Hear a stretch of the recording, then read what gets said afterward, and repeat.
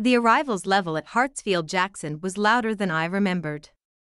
Suitcase wheels rattled over tile. A toddler screamed near baggage claim. Drivers held up cardboard signs beneath the glow of the flight information boards. I stood in the rideshare line with one hand wrapped around the handle of Lily's stroller and the other trying to keep a silicone teether from falling out of her mouth. She had turned one the week before. She was rosy-cheeked, stubborn, and delighted by anything she could chew. At that moment, she was determined to soak the shoulder of my sweater with drool. Hannah. One word stopped the entire terminal. I knew that voice. It had once called my name across crowded crew lounges, whispered it against my hair in the dark, and spoken it with bored impatience while I cried in our kitchen. It had been 15 months since I had heard it in person, but my body recognized it before my mind did. I looked up. Ethan Cole stood 6 feet away in a Navy Meridian Air uniform. 4 gold stripes circled each sleeve. His captain's wings caught the fluorescent light. He had no suitcase, which meant he had come through the employee corridor after a trip and seen me by chance, or had been waiting. His gaze moved over my face, then dropped to Lily. He stared for 3 full seconds. Then he said, "Marry me again." For a moment, I thought the exhaustion of traveling with a toddler had made me hallucinate. Then I laughed. It was not a warm laugh. It came out sharp enough to make the woman in front of me glance over her shoulder. "Ethan," I said, "what makes you think you deserve us?" His jaw tightened. "I'm serious." "So am I." 15 months earlier, we had stood in the same airport under different lights. Lily had been 3 months old then, so small that her entire body fit between my elbow and wrist. I had waited outside the crew exit on the departures level because Ethan had said we would discuss the divorce when he returned from Dallas. His flight landed at 10:30. He walked out at 12:58 in the morning. He was not alone. Brooke Carter, his new first officer, walked half a step behind him in a camel-colored coat.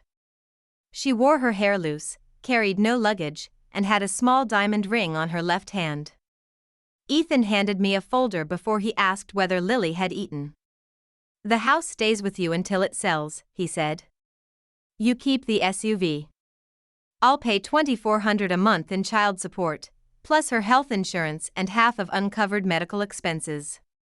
My attorney says that's more than the guideline estimate." His tone was calm, almost efficient. He had uncapped a pen before he arrived.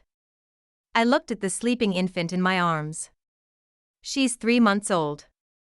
I know how old she is. Do you?" My hands shook so badly the folder rattled. "Because you haven't held her in 6 weeks." Brooke shifted behind him. Her diamond flashed. I asked, "How long?" Ethan's eyes stayed on the papers. "It doesn't matter." "It matters to me. We're already past that." He pushed the pen toward me. "Read the agreement. If you need changes, have your lawyer send them. I have a 6 a.m. report time." Lily woke and began to cry. Ethan did not reach for her. That was the detail I remembered most, not Brooke's ring, not the humiliation of standing under airport lights while travelers flowed around us, not even the sentence in the petition claiming our marriage was irretrievably broken. I remembered that our daughter cried at his feet and he looked at his watch. I did not sign that night. I was not as helpless as he seemed to think. I hired a family law attorney with money from the retirement account I had built before leaving my job, and the final decree took 4 months. I received my share of the house equity, the SUV, appropriate child support, and primary physical custody. Ethan received scheduled parenting time. He used it 3 times. Once at the hospital, when Lily was born. Once at her 1-month checkup. Once during the final property exchange, when he stood in the doorway while Brooke supervised the movers. She carried out the espresso machine I had purchased with my first annual bonus as a flight attendant. Ethan said this one was his, she told me. I held Lily against my chest and watched a mover seal it inside a box. "Take it," I said. The machine had cost $800. The lesson cost considerably more. Now, 15 months later, Ethan stood in front of me as if the divorce had been an inconvenient layover and he had finally found the correct gate. "Are you divorced?" I asked. His silence lasted 2 beats too long. "We're in the middle of it," he said. I nodded slowly. "So your plan is to line up your next wife before the current one is legally gone?" Again. "That isn't what this is." "What is it?" He took 1 step closer. I moved the stroller back and placed myself between him and Lily. His eyes flickered at the movement. "Brooke and I have been separated for 6 months," he said. "The marriage is over." "That sounds like a problem for Brooke and your lawyer." "Hannah?" "Ms. Reed." He stared at me. I had gone back to my maiden name as soon as the divorce was final. The first time I signed Hannah Reed on Lily's pediatric forms, my hand trembled. Now the name fit like skin. "Ms. Reed," he said carefully, "I want to talk." "I don't." A Meridian ground supervisor passing by recognized him. "Captain Cole. Waiting on somebody?" Ethan gave the man a clipped nod. The supervisor looked at me, then Lily, and wisely continued walking. I pushed the stroller toward the pickup lane. Ethan followed. "Lily looks like me," he said. "She looks like herself. She has my nose. She has a nose. Congratulations on identifying it." His mouth tightened, but he kept pace beside me. "I drove," he said. "Let me take you home." "No. You have the stroller, the diaper bag, and 2 suitcases.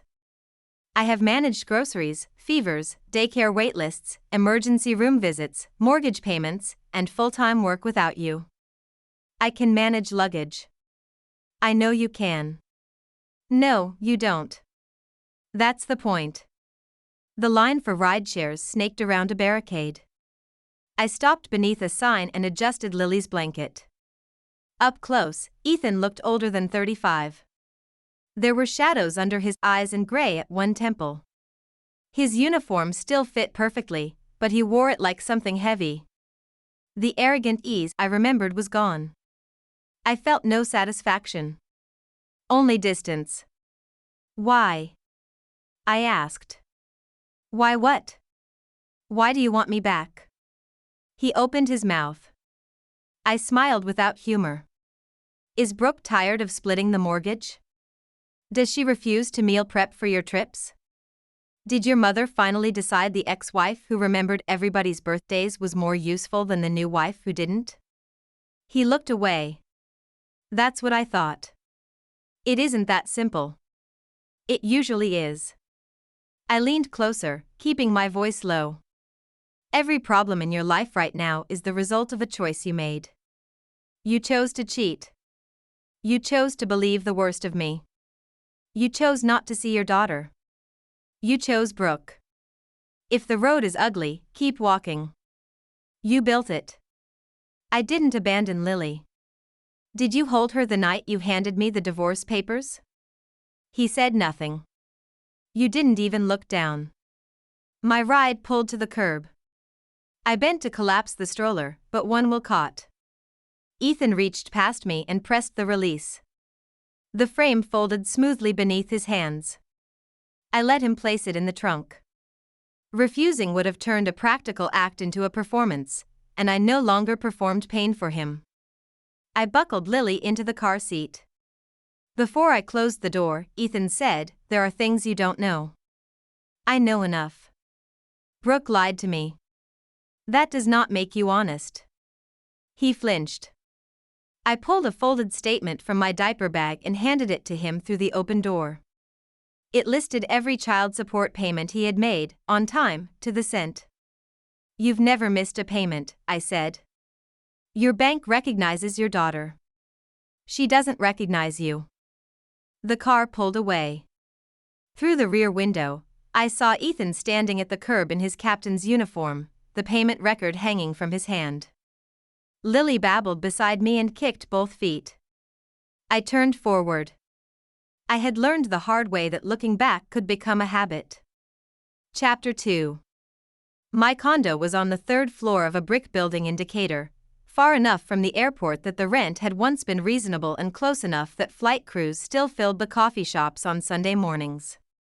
I had bought it 6 months after the divorce with my share of the house equity and nearly every dollar I had saved. It was 900 square feet, 2 bedrooms, 1 bath, and a balcony barely large enough for 2 chairs. The kitchen cabinets were old.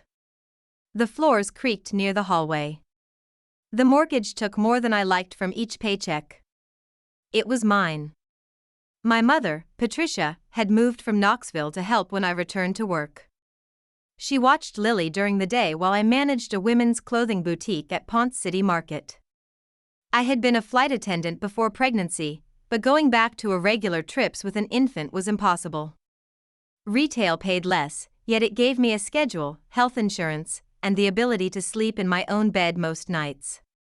When I came home from the airport, Mom had left meatloaf and green beans covered in the microwave.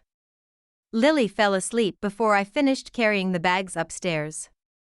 I laid her in the crib, stood there until her breathing deepened, then walked into the kitchen and found 3 messages from an unknown number. The first said, "Lily really does have my face shape." The second, "My mother wants to meet her." The third arrived while I was reading, "I know you're angry, but she is my daughter too." I saved the number under his full name, not because I wanted him in my phone but because unknown numbers made me anxious. I wrote, "Your mother said a granddaughter was a disappointment and told me I had failed your family. What changed?" The typing bubble appeared, vanished, and appeared again. "She regrets it." "No," I replied. "She regrets losing access." I set the phone face down and reheated dinner. Before I could take a second bite, my best friend called. Sophie Lane and I had met during new hire flight attendant training. She still worked for Meridian and possessed the airline's unofficial intelligence network, gate agents, schedulers, crewroom gossip, and one aunt in payroll. "Tell me you didn't run into Ethan today," she said. I did. At Atlanta? He asked me to marry him again next to the rideshare line. Sophie was silent for 2 seconds. Then, "I'm sorry, he did what?" "He skipped hello."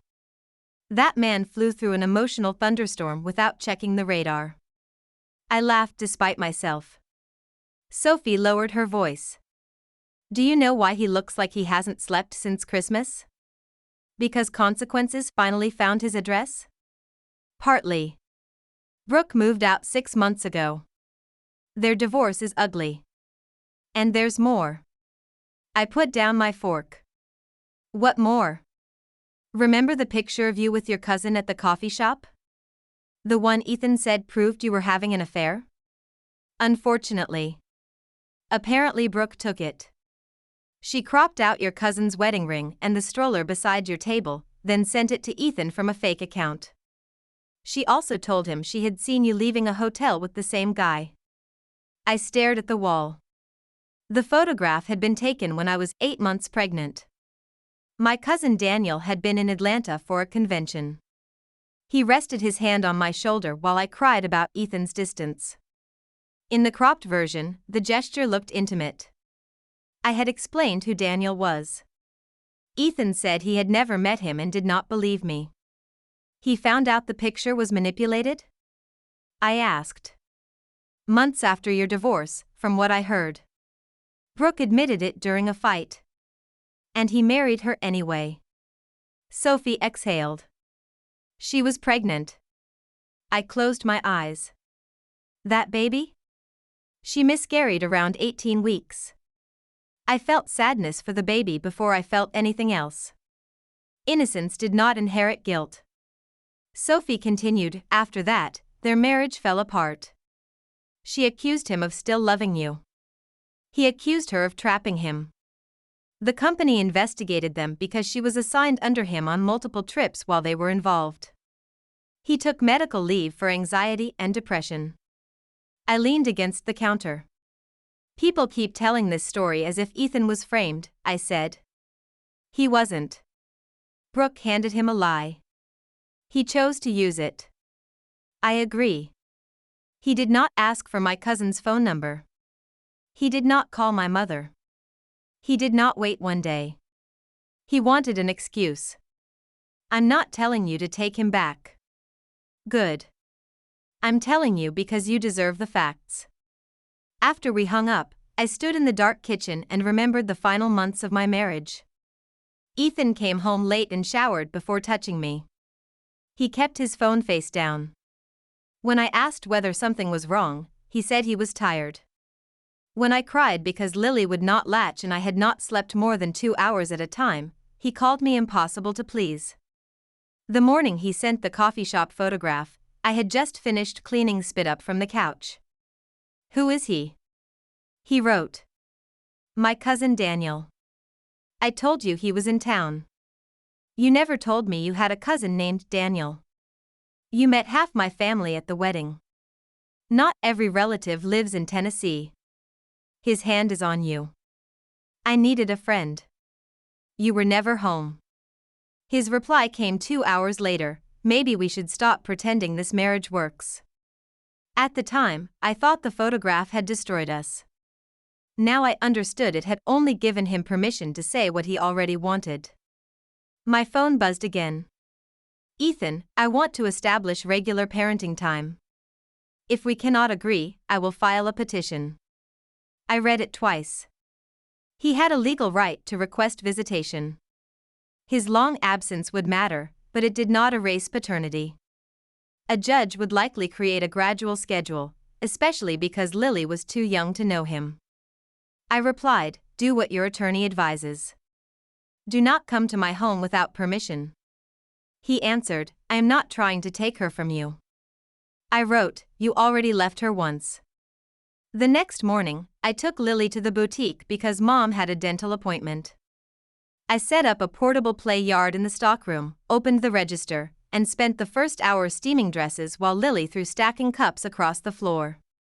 At 10:30, Brooke Carter walked in. She wore a cream designer jacket, slim trousers, and heels too high for anyone who planned to stand for long. Her leather bag probably cost more than my first car. She looked polished from a distance. Up close, the skin beneath her makeup was tired. Hannah, she said. It's been a while. I continued arranging a display. The store opens at 10. You are welcome to shop. She lifted a wool coat, checked the price, and smiled. $480. Can you afford what you sell? No, I said. That's why I sell it instead of wearing it. Her smile sharpened. Still practical. Still married? Her left hand moved instinctively toward her ring finger. It was bare. I'm not here to fight. Then you took a wrong turn. She walked closer.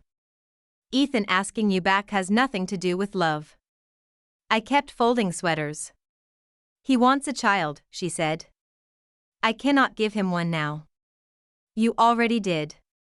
Lily is his only living child, and he wants access to her. You are part of the package.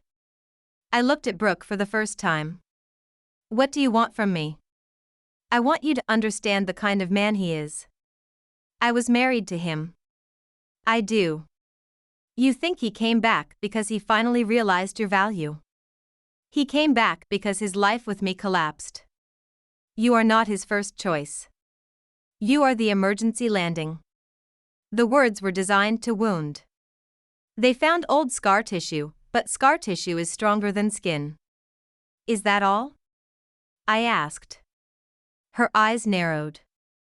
You should be thanking me. For what? For warning you. I laughed softly. Brooke, you slept with my husband while I was pregnant. You manufactured evidence to make me look unfaithful. You married him. Now that marriage is dying, you came to my workplace to protect me from him? Her cheeks flushed. That is not concern, I said. That is territorial panic. She took one step closer. He will hurt you again. Possibly. Which is why I am not taking him back. The answer seemed to disorient her. You're not? No. Then why is he trying to see Lily? Because Lily is not a prize in your divorce. A small cry came from the stockroom. Brooke's gaze flicked toward the sound. I moved between her and the doorway. You do not approach my daughter, I said. You do not photograph her. You do not mention her online. If you come here again for anything other than shopping, I will have security remove you. Brooke's expression hardened. You always were better at acting innocent than people realized. And you were always worse at hiding fear than you thought. She left without buying anything. 10 minutes later, Ethan texted, Brooke came to see you. What did she say? I replied, ask your wife. We are separated. You are married. The typing bubble stayed on the screen for nearly a minute.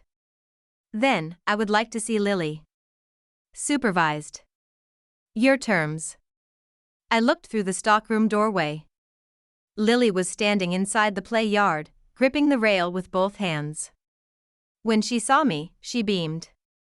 The decision I made next was not forgiveness. It was not hope. It was the recognition that one day Lily would ask what I had done when her father finally tried. I wrote, tomorrow. 3 p.m. coffee shop near my building. You come alone. She stays with me the entire time. If you are late, the visit is over. His reply arrived immediately. I will be early. Chapter 3. Ethan arrived 20 minutes early. I knew because I watched him through the coffee shop window while I stood across the street with Lily in her stroller. He chose a table near the back, moved it away from a draft, wiped the high chair with sanitizing cloths, and checked the entrance every few seconds. He was not wearing his uniform. In jeans, a black sweatshirt, and worn sneakers, he looked less like Captain Cole and more like the man who once convinced me to marry him after 3 dates. That memory irritated me. I entered at exactly 3. Ethan stood so quickly his knee hit the table. Hi, he said. Sit down.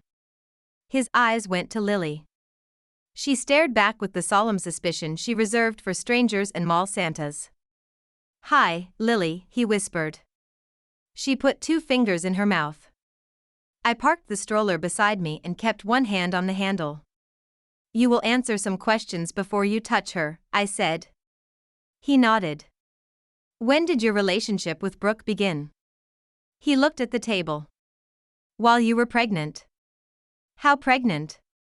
About 6 months. Sex? His shoulders tightened. Not at first. That was not the question. 8 months. The answer landed in the small space between us.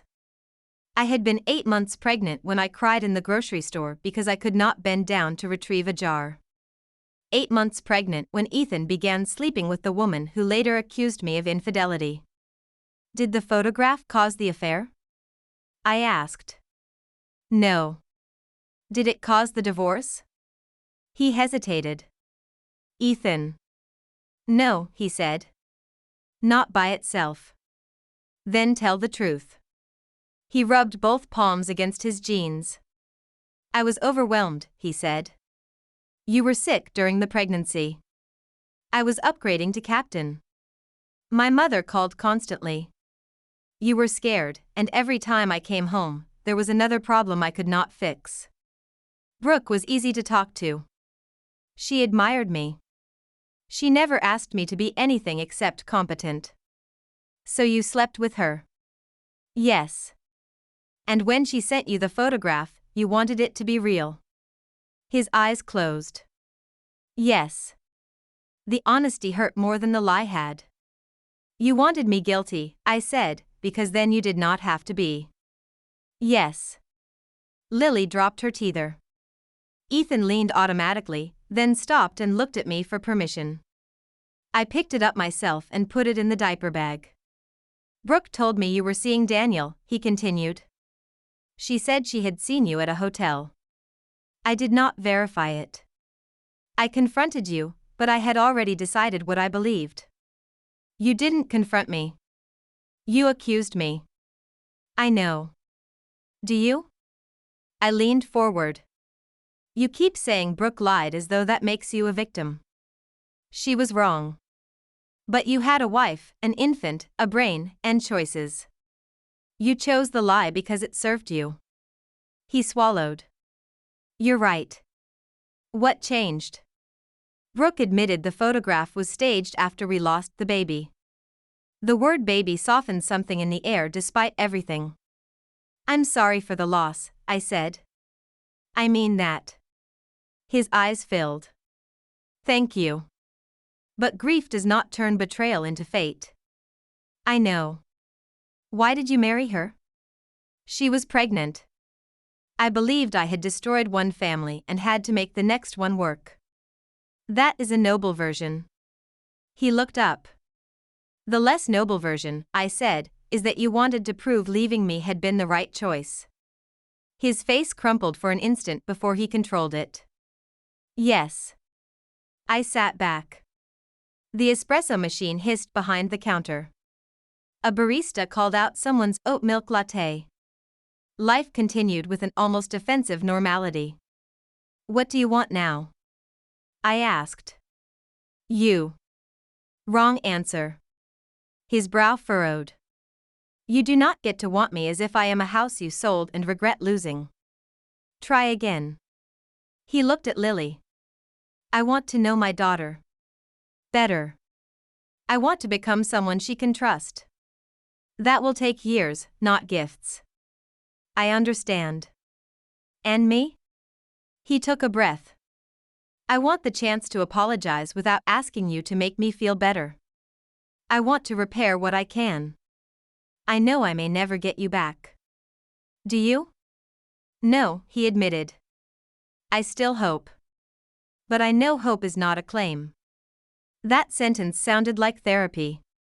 Are you seeing someone? I asked. A psychologist once a week. A psychiatrist monitors medication. I took 3 months of medical leave and completed a fitness for duty evaluation before returning to flight status. What diagnosis? Generalized anxiety disorder. Depression. Avoidant coping patterns. Meaning you run when life becomes uncomfortable. Yes. Into work, into another woman, into any story where you are not responsible. Yes. Lily began fussing. I lifted her from the stroller and settled her on my lap. She watched Ethan while gripping my necklace. He did not reach for her. Say hello, I told him. His voice broke slightly. Hello, Lily. I'm Ethan. Not Dad. Ethan. I noticed the restraint. Lily stared, then turned her face into my chest. The visit lasted 40 minutes. Ethan showed her a board book about airplanes but did not insist when she pushed it away. He asked about her sleep, allergies, pediatrician, favorite foods, and daycare plans. His questions were practical and painfully late. At the end, he slid a document across the table. My attorney drafted a proposed parenting plan, he said. It starts with supervised visits. No overnights. No taking her from your home until she knows me. I told him to make it conservative. I read the first page. You filed? No. It is a proposal. I would rather mediate. That is not the same as asking me to marry you in an airport. His mouth twisted. That was a bad decision. One of several. I panicked when I saw you. You looked happy. Lily was bigger. I realized I had missed an entire year. You did not realize it. You caused it. I know. When I stood to leave, rain hammered the windows. Ethan followed me beneath the awning and offered to bring his car around. No. Hannah, it's pouring. Ms. Reed. Ms. Reed, at least wait inside. I stepped to the curb and opened my rideshare app. He stood beside me, rain blowing against his sweatshirt. You said something in there, I told him. You said you wanted to become someone Lily could trust. I do. Then understand this. Trust is not a speech. It is a pattern. You show up when it is inconvenient. You tell the truth when it makes you look ugly. You accept boundaries you hate. You do not ask the person you hurt to reward your effort. I understand. No. You are beginning to. My ride arrived. I buckled Lily in and closed the door. 5 minutes later, Ethan sent a long message. You were right. Brooke's lie did not make me leave. I was tired, selfish, and ashamed of how badly I was handling adulthood. I wanted another woman to make me feel uncomplicated. When she gave me a reason to blame you, I took it. I betrayed you before I ever believed you had betrayed me. I am not asking you to erase that. I am asking for a chance to show Lily I can stop running. I read it once. Then I told the driver to turn around.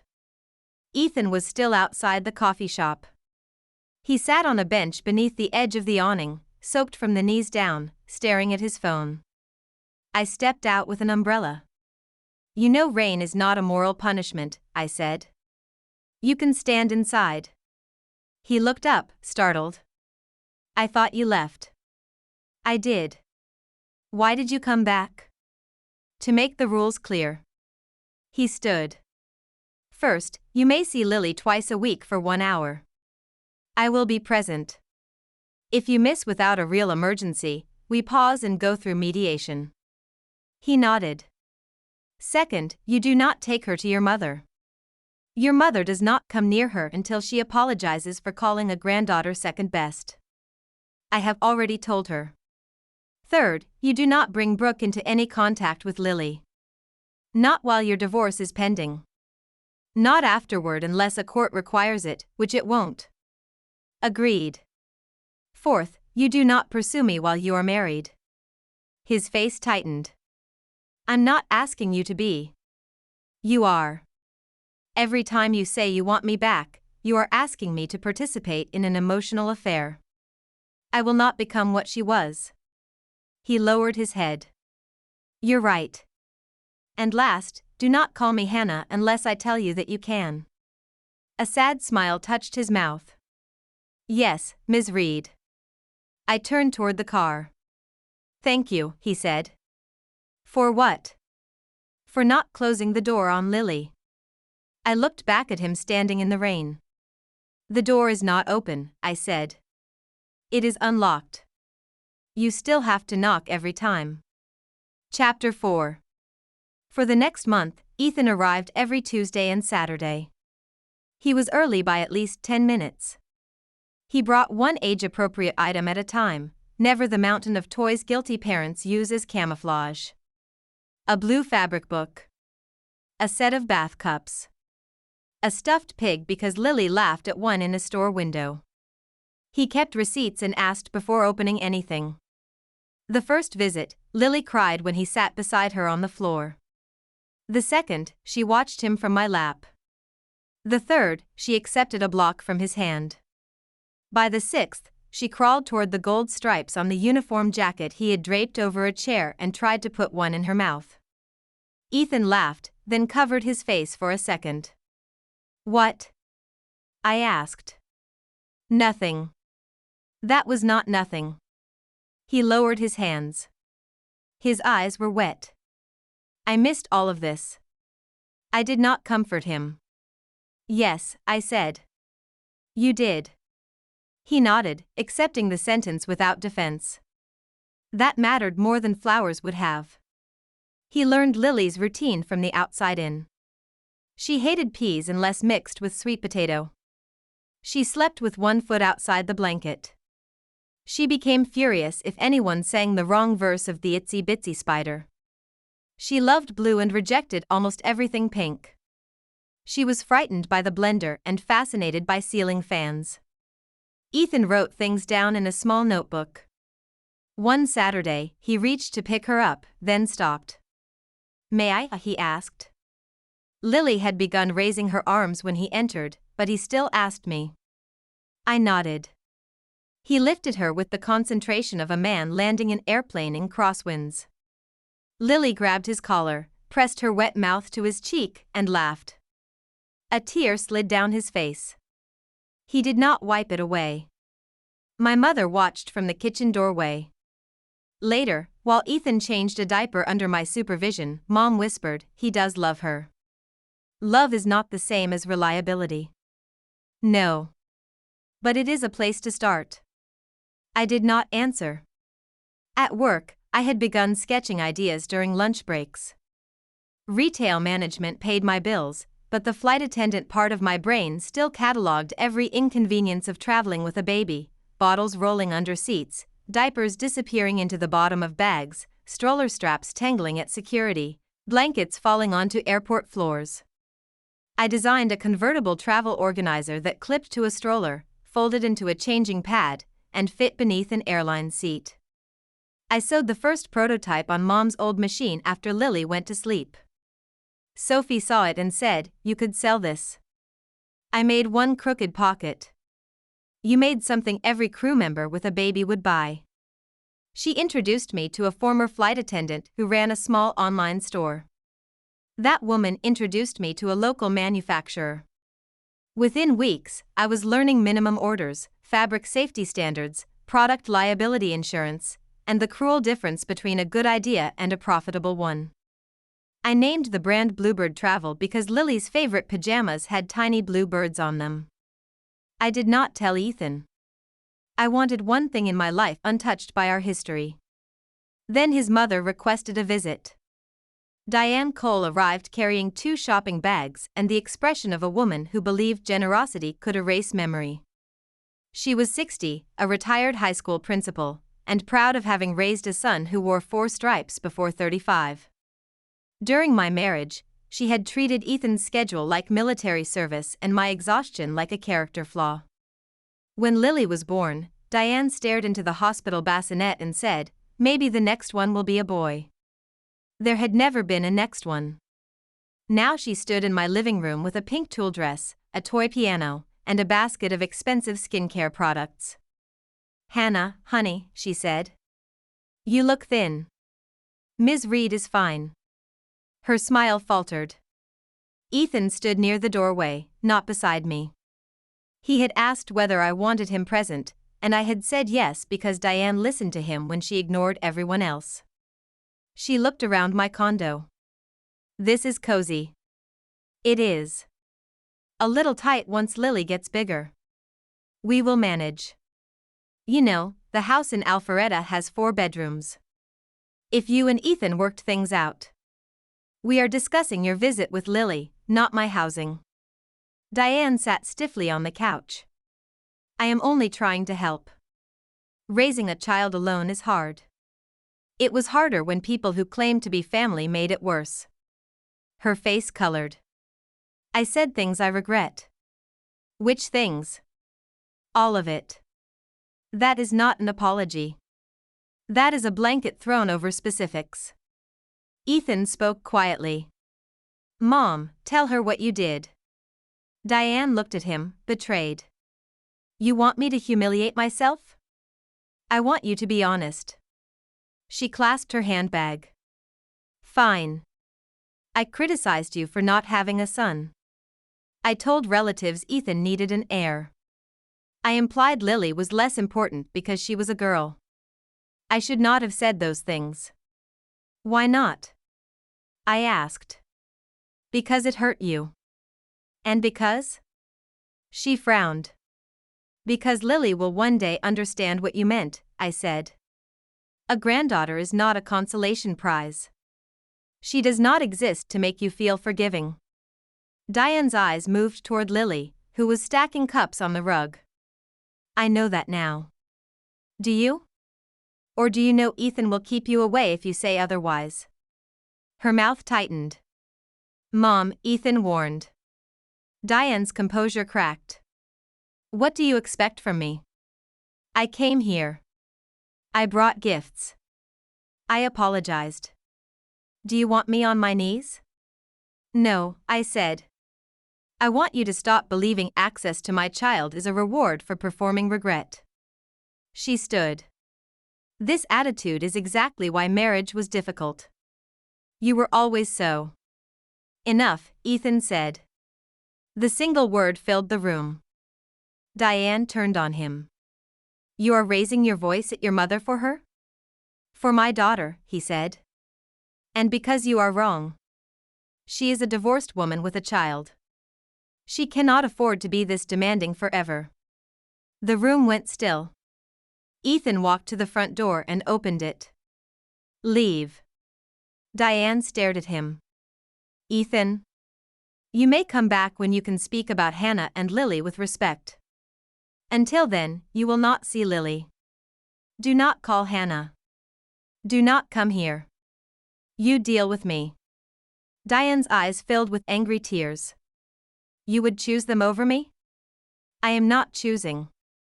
I am setting a boundary you should have understood without being told. She grabbed her bags and walked out. After the door closed, Ethan remained facing it. I'm sorry, he said. I picked up Lily. You do not apologize for her. You decide what you tolerate. I won't tolerate it again. We will see. He nodded. 3 days later, a padded envelope arrived with no return address. Inside were ultrasound photographs, a flash drive, and photocopies of medical records.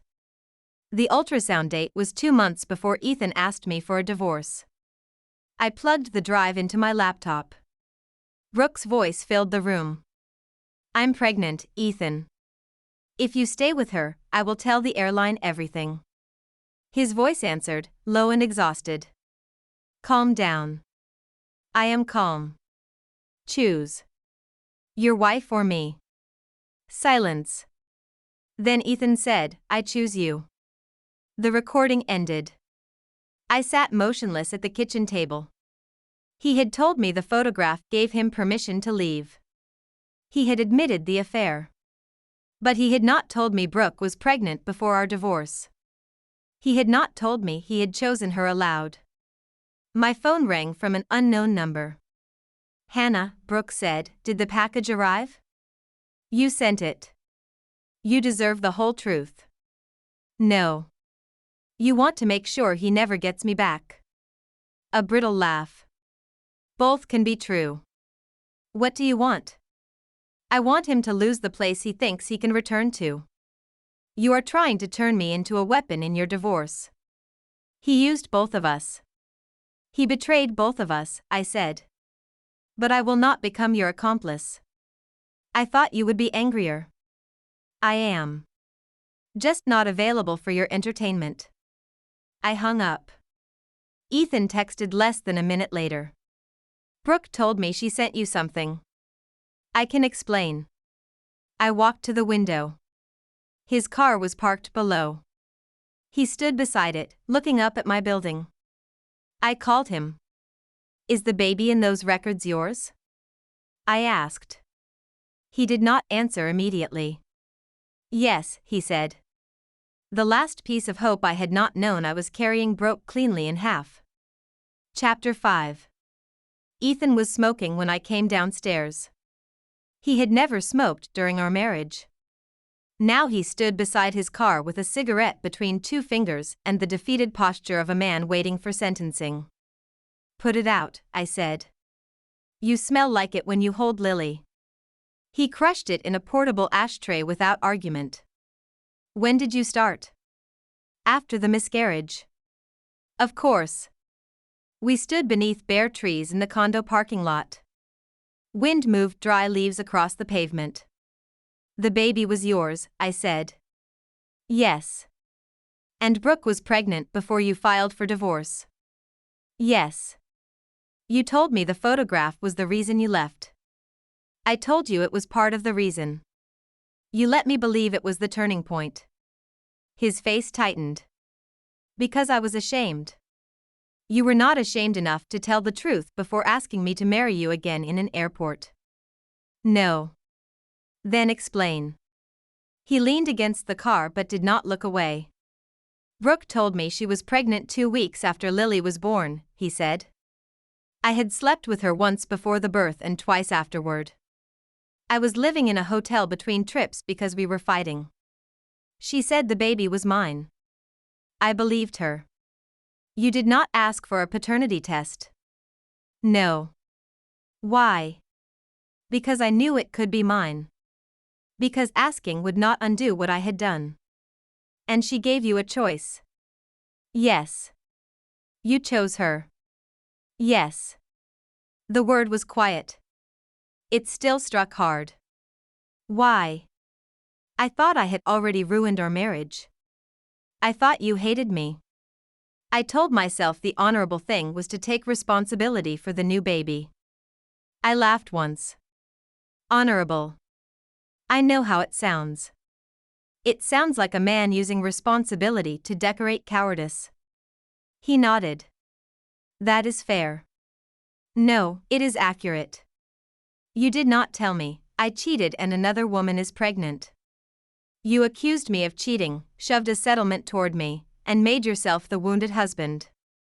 You made me defend my character while you hid a pregnancy. I did. You watched me question whether I was crazy. I did. You let your mother call me unstable. I did.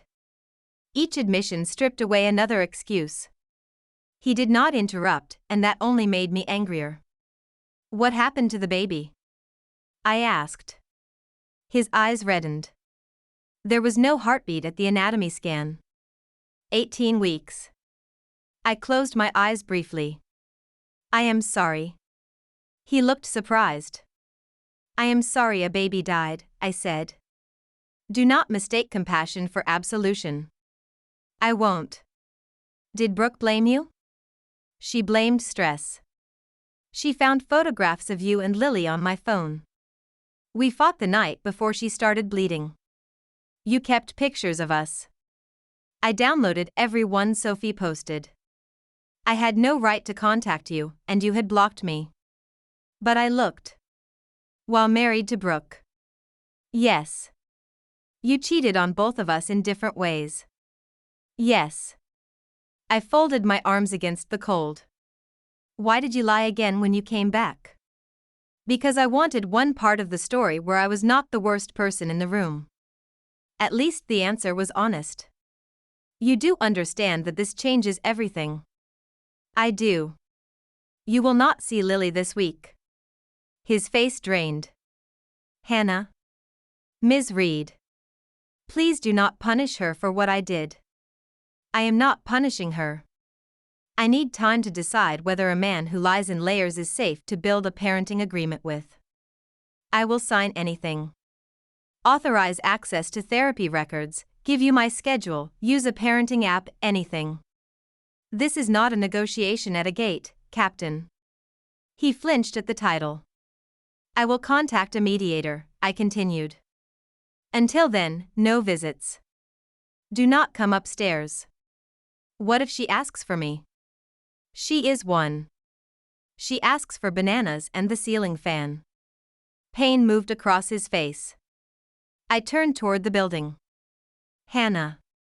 I stopped, not because he used my name but because his voice had cracked. I know I am not a good man in your story, he said. I am trying to become a better man in hers. I looked back. Then become one even if I never witness it. For 2 weeks, Ethan did exactly what I asked. He did not call. He communicated through a co-parenting application recommended by the mediator. He uploaded his flight schedule, medical clearance, proof of therapy attendance, and a certificate from a parenting course designed for fathers re-entering a young child's life. He did not mention reconciliation once. At mediation, his attorney proposed a graduated plan, 2 supervised visits each week for 6 weeks, then community outings with me nearby, then daytime visits alone if Lily's pediatrician and a child development specialist agreed she was adjusting. No overnights until she was at least 2 and had an established relationship with him. Holiday schedules would be revisited later. My lawyer whispered, "This is more conservative than a judge would probably order." I knew. Ethan sat across the table, hands folded. I am not asking to take time from Hannah, he said. I am asking to earn time with Lily. The mediator studied him. And your romantic expectations? Not relevant to the parenting plan. I looked at him. That answer mattered too. We signed a temporary agreement. The day before visits resumed, an anonymous account posted photographs of me and Ethan leaving mediation. The caption read, "Captain abandons second wife and unborn child's memory to reunite with cheating ex." Within hours, airline gossip pages repeated it. Someone posted the old cropped photograph of Daniel and me. Another account claimed I was using Lily to extort money. The story spread because outrage travels faster than correction. Customers at the boutique recognized me. One woman whispered while I rang up her blouse. My manager asked whether the attention would affect the store. Brooke denied involvement publicly. Privately, she texted, "Now everyone knows what you are." I did not respond. Ethan did. He issued a statement through his attorney and provided it to Meridian Air's internal investigator. The breakdown of my first marriage was caused by my infidelity, dishonesty, and abandonment of my responsibilities as a husband and father. My former wife did not have an affair. The photograph being circulated was manipulated to create a false impression. Ms. Reed has never interfered in my current divorce and has not requested money outside the child support ordered by the court. Any attacks on her or our daughter are false and unacceptable. He did not mention Brooke by name. He did not call himself deceived. He put the ugliest truth under his own name. The statement cost him. Meridian reopened its review of his relationship with a subordinate crew member. He was temporarily removed from line flying and assigned to training duties while the company investigated whether scheduling rules and disclosure policies had been violated. Brooke was placed on leave after digital evidence linked the anonymous account to a marketing firm she had hired. Ethan told me in the parenting app before the news broke. I may lose my captain position. Child support will continue. I have savings and insurance. This is not your problem, but I did not want you to hear it from someone else. I stared at the message. A year earlier, he had protected his image by sacrificing mine. Now he had protected mine by setting fire to his own. It did not erase the past. But it was the first action that looked like change rather than regret. Chapter 6. The first morning Ethan resumed visits, Lily ran to the door when she heard the knock. She had learned the sound of his arrival. When I opened it, she lifted both arms and said, "Duh." It was not quite daddy. It was barely a syllable. Ethan froze on the threshold. Lily bounced impatiently. "Duh." He looked at me, asking without words. I nodded. He picked her up and buried his face in her hair. His shoulders shook once. I turned toward the kitchen and pretended to check the coffee. His consistency continued through the airline investigation. When he could not attend because of mandatory simulator training, he notified me 4 days in advance and requested an alternative time. When Lily developed a cold, he dropped off medicine and left without asking to come inside. When he sent money beyond child support for daycare enrollment, he labeled it clearly as a voluntary contribution and did not attach conditions. I did not trust him. But I began to trust the calendar. Meanwhile, Bluebird travel was becoming more than a midnight hobby. My first manufacturer produced 200 stroller organizers in slate blue, charcoal, and green. Sophie modeled one in the airport with her nephew. A parenting influencer bought it, posted a video, and sold out my inventory in 48 hours. I cried in the boutique stockroom when the final order appeared. My manager, Carla, found me sitting on a box with my laptop open. "Good tears or bad tears?" she asked. "I think I have a business." She hugged me. For the next 3 months, I worked 2 lives. By day, I managed inventory, staff schedules, and difficult customers. At night, I answered Bluebird emails, revised packaging, negotiated shipping rates, and learned that success is mostly paperwork wearing lipstick. Mom packed orders at the kitchen table. Sophie recruited flight attendants to test products.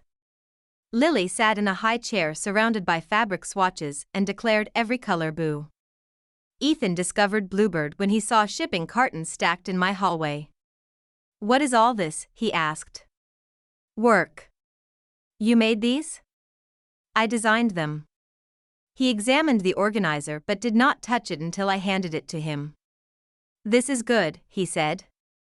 "I know." A smile flickered across his face. "You always did hate fishing through the crew tote for anything." "I hated many things during those years." He absorbed the blow. "Do you need help?" "No. Not money. Logistics. Meridian has a small business supplier program. Airport retailers too. I do not want you opening doors for me." "Understood." He put the product down. "Then I will buy one like everyone else." The following day, an order came through under Eth Cole. Full price. No message. He used the organizer as a diaper bag during his visits. One Thursday night, Lily woke with a barking cough and struggled to breathe. I called the nurse line, heard the word Strider, and drove to the emergency department with Mom in the passenger seat and Lily gasping in the back. I sent Ethan one message through the parenting app, "Children's ER. Possible croup. I will update you." He arrived 12 minutes after we did, still wearing a simulator instructor badge. He did not demand explanations. He found a nurse, confirmed Lily was on the list, and sat beside me while a respiratory therapist administered a nebulized medication. Lily screamed through the mask and reached for both of us. I held her body. Ethan held her hand. When the doctor said she needed observation for several hours, Ethan called his training supervisor and canceled the next morning's session. He did not make a show of it. At 2 a.m., Mom slept in a chair. Lily finally dozed on my chest. Ethan returned from the vending area with water and crackers. "You should go," I whispered. "You have work." I canceled. "You did not have to." "Yes, I did. We are not married. She is still my daughter." The answer was simple. No plea hidden inside it. At 4, I woke to find a blanket over my shoulders and Ethan sitting on the floor against the wall because there were no chairs left. His head had fallen forward in sleep. Lily's discharge papers rested in his lap, every instruction highlighted.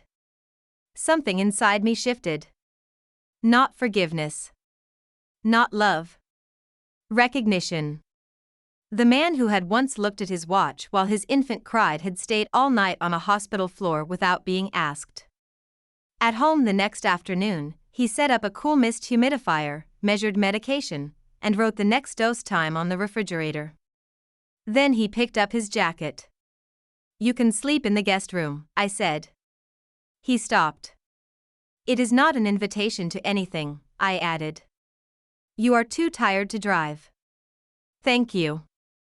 He slept 4 hours, left quietly, and sent a message after reaching his apartment. "Lily's next dose is at 7. Humidifier tank should last until midnight. Thank you for trusting me in your home." I read the final sentence several times. Trust was still too large a word. But for the first time, it no longer felt impossible. The next morning, while Lily slept, I opened the Bluebird order dashboard. A new wholesale inquiry waited from a baby boutique in Charlotte. My first instinct was to call Ethan and tell him. The impulse frightened me more than anger ever had. I called Sophie instead. Change, I reminded myself, did not obligate me to hand him the first place in my life again. He could become a good father without becoming my husband. I could appreciate the man he was trying to be without rewriting the man he had been. Both truths could live in the same room. The next Bluebird problem arrived before I had time to become philosophical. A customer reported that one snap had detached after repeated use.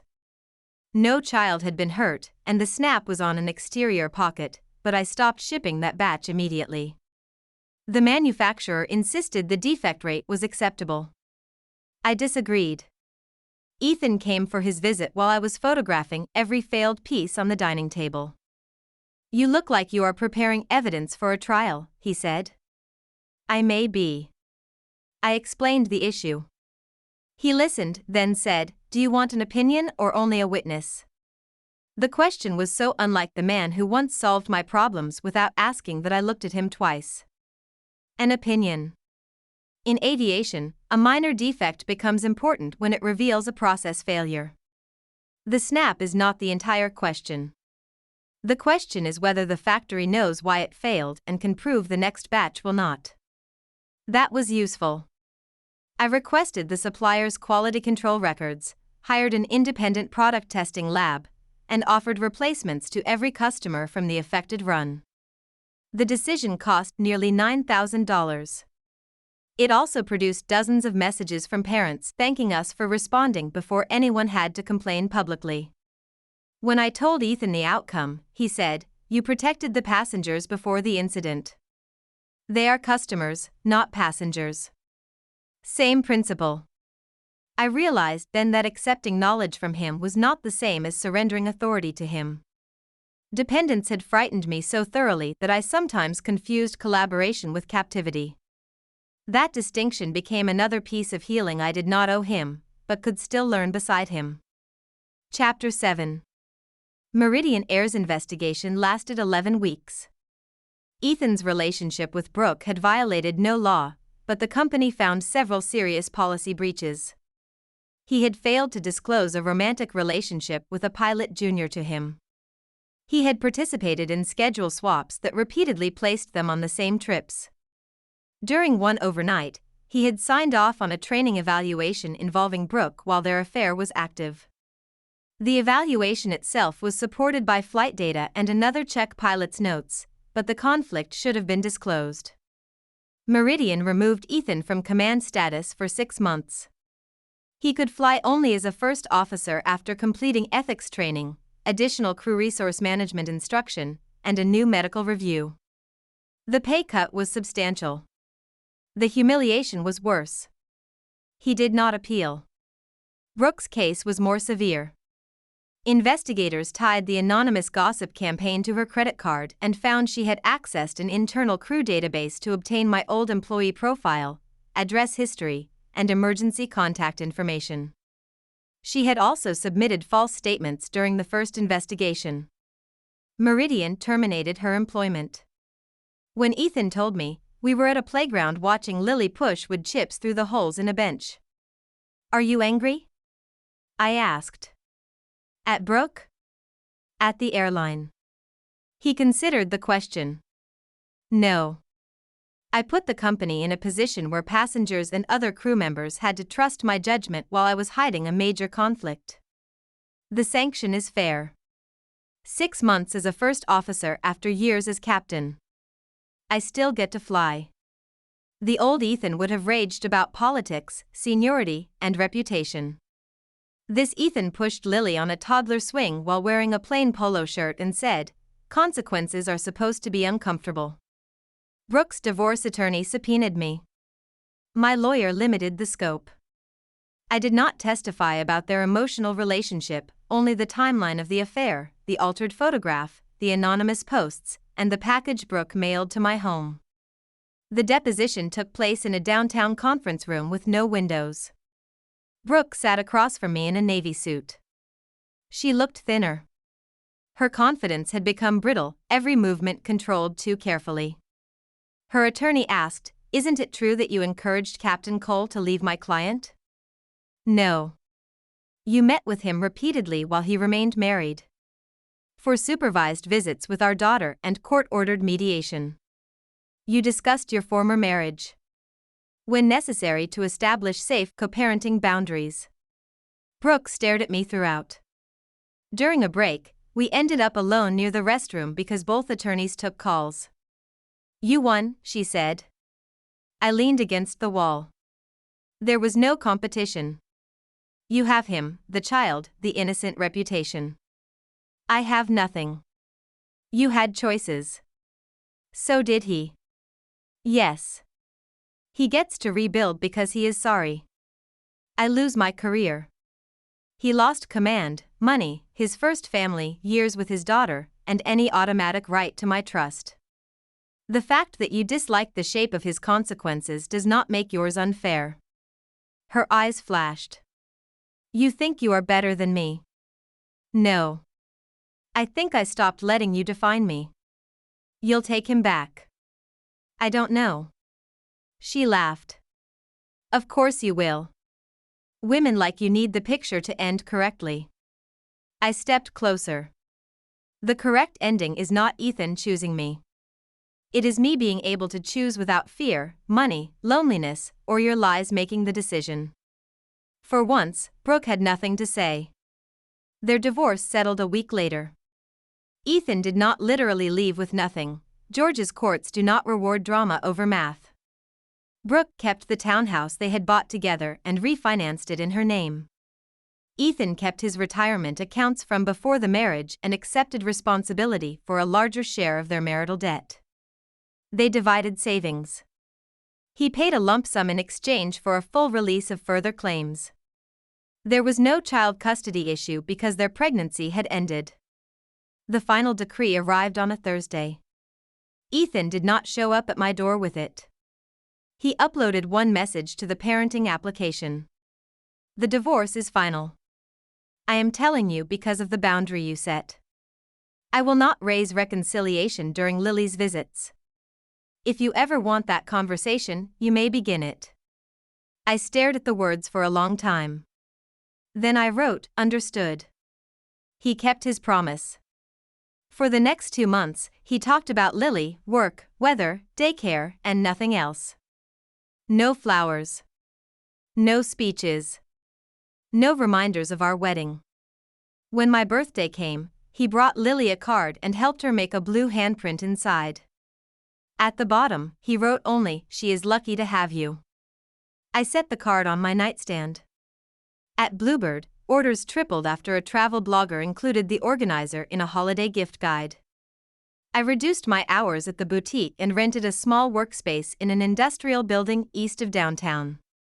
The room had concrete floors, one narrow window, and enough space for inventory shelves and a packing table. The first day I received the key, Mom brought sparkling cider. Sophie brought cupcakes. Carla brought a framed print that read she built a runway of her own. Ethan arrived at his scheduled visit and found all 3 women helping assemble shelves. He stood in the doorway holding Lily's diaper bag. What happened? He asked. I signed a lease, I said. His face lit. For Bluebird? Yes. Congratulations.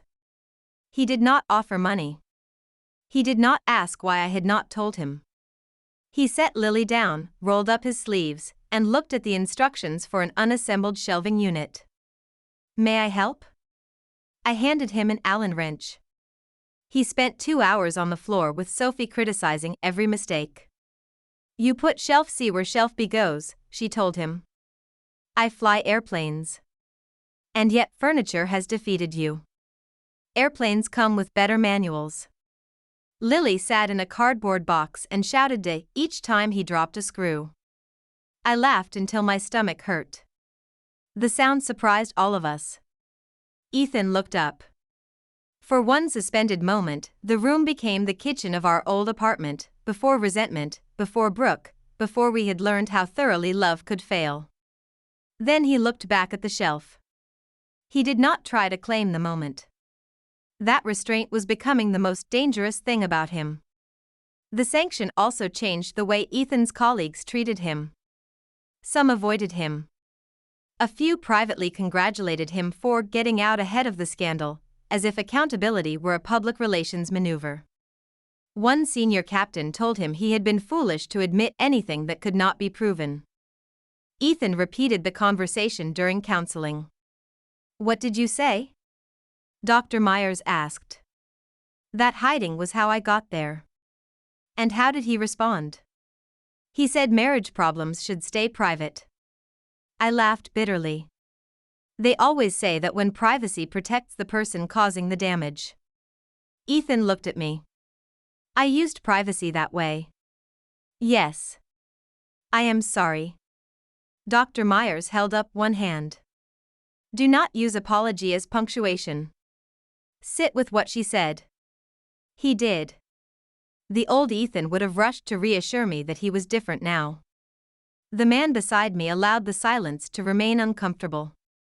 After the session, he said, I keep wanting you to certify my progress.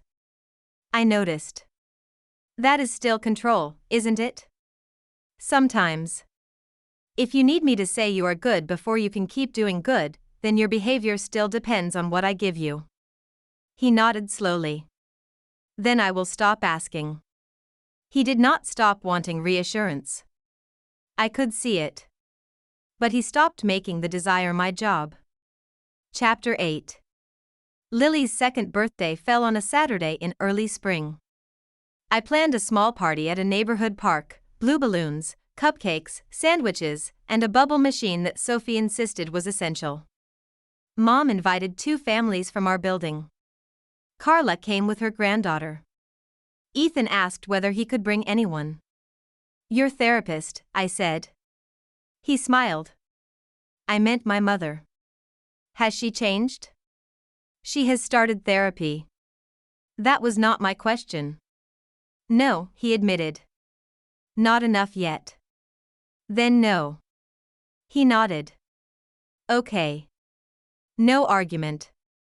No accusation that I was punishing Diane. No reminder that grandparents have feelings too. The morning of the party, he arrived early in jeans and a blue button-down, carrying folding chairs and a bakery box.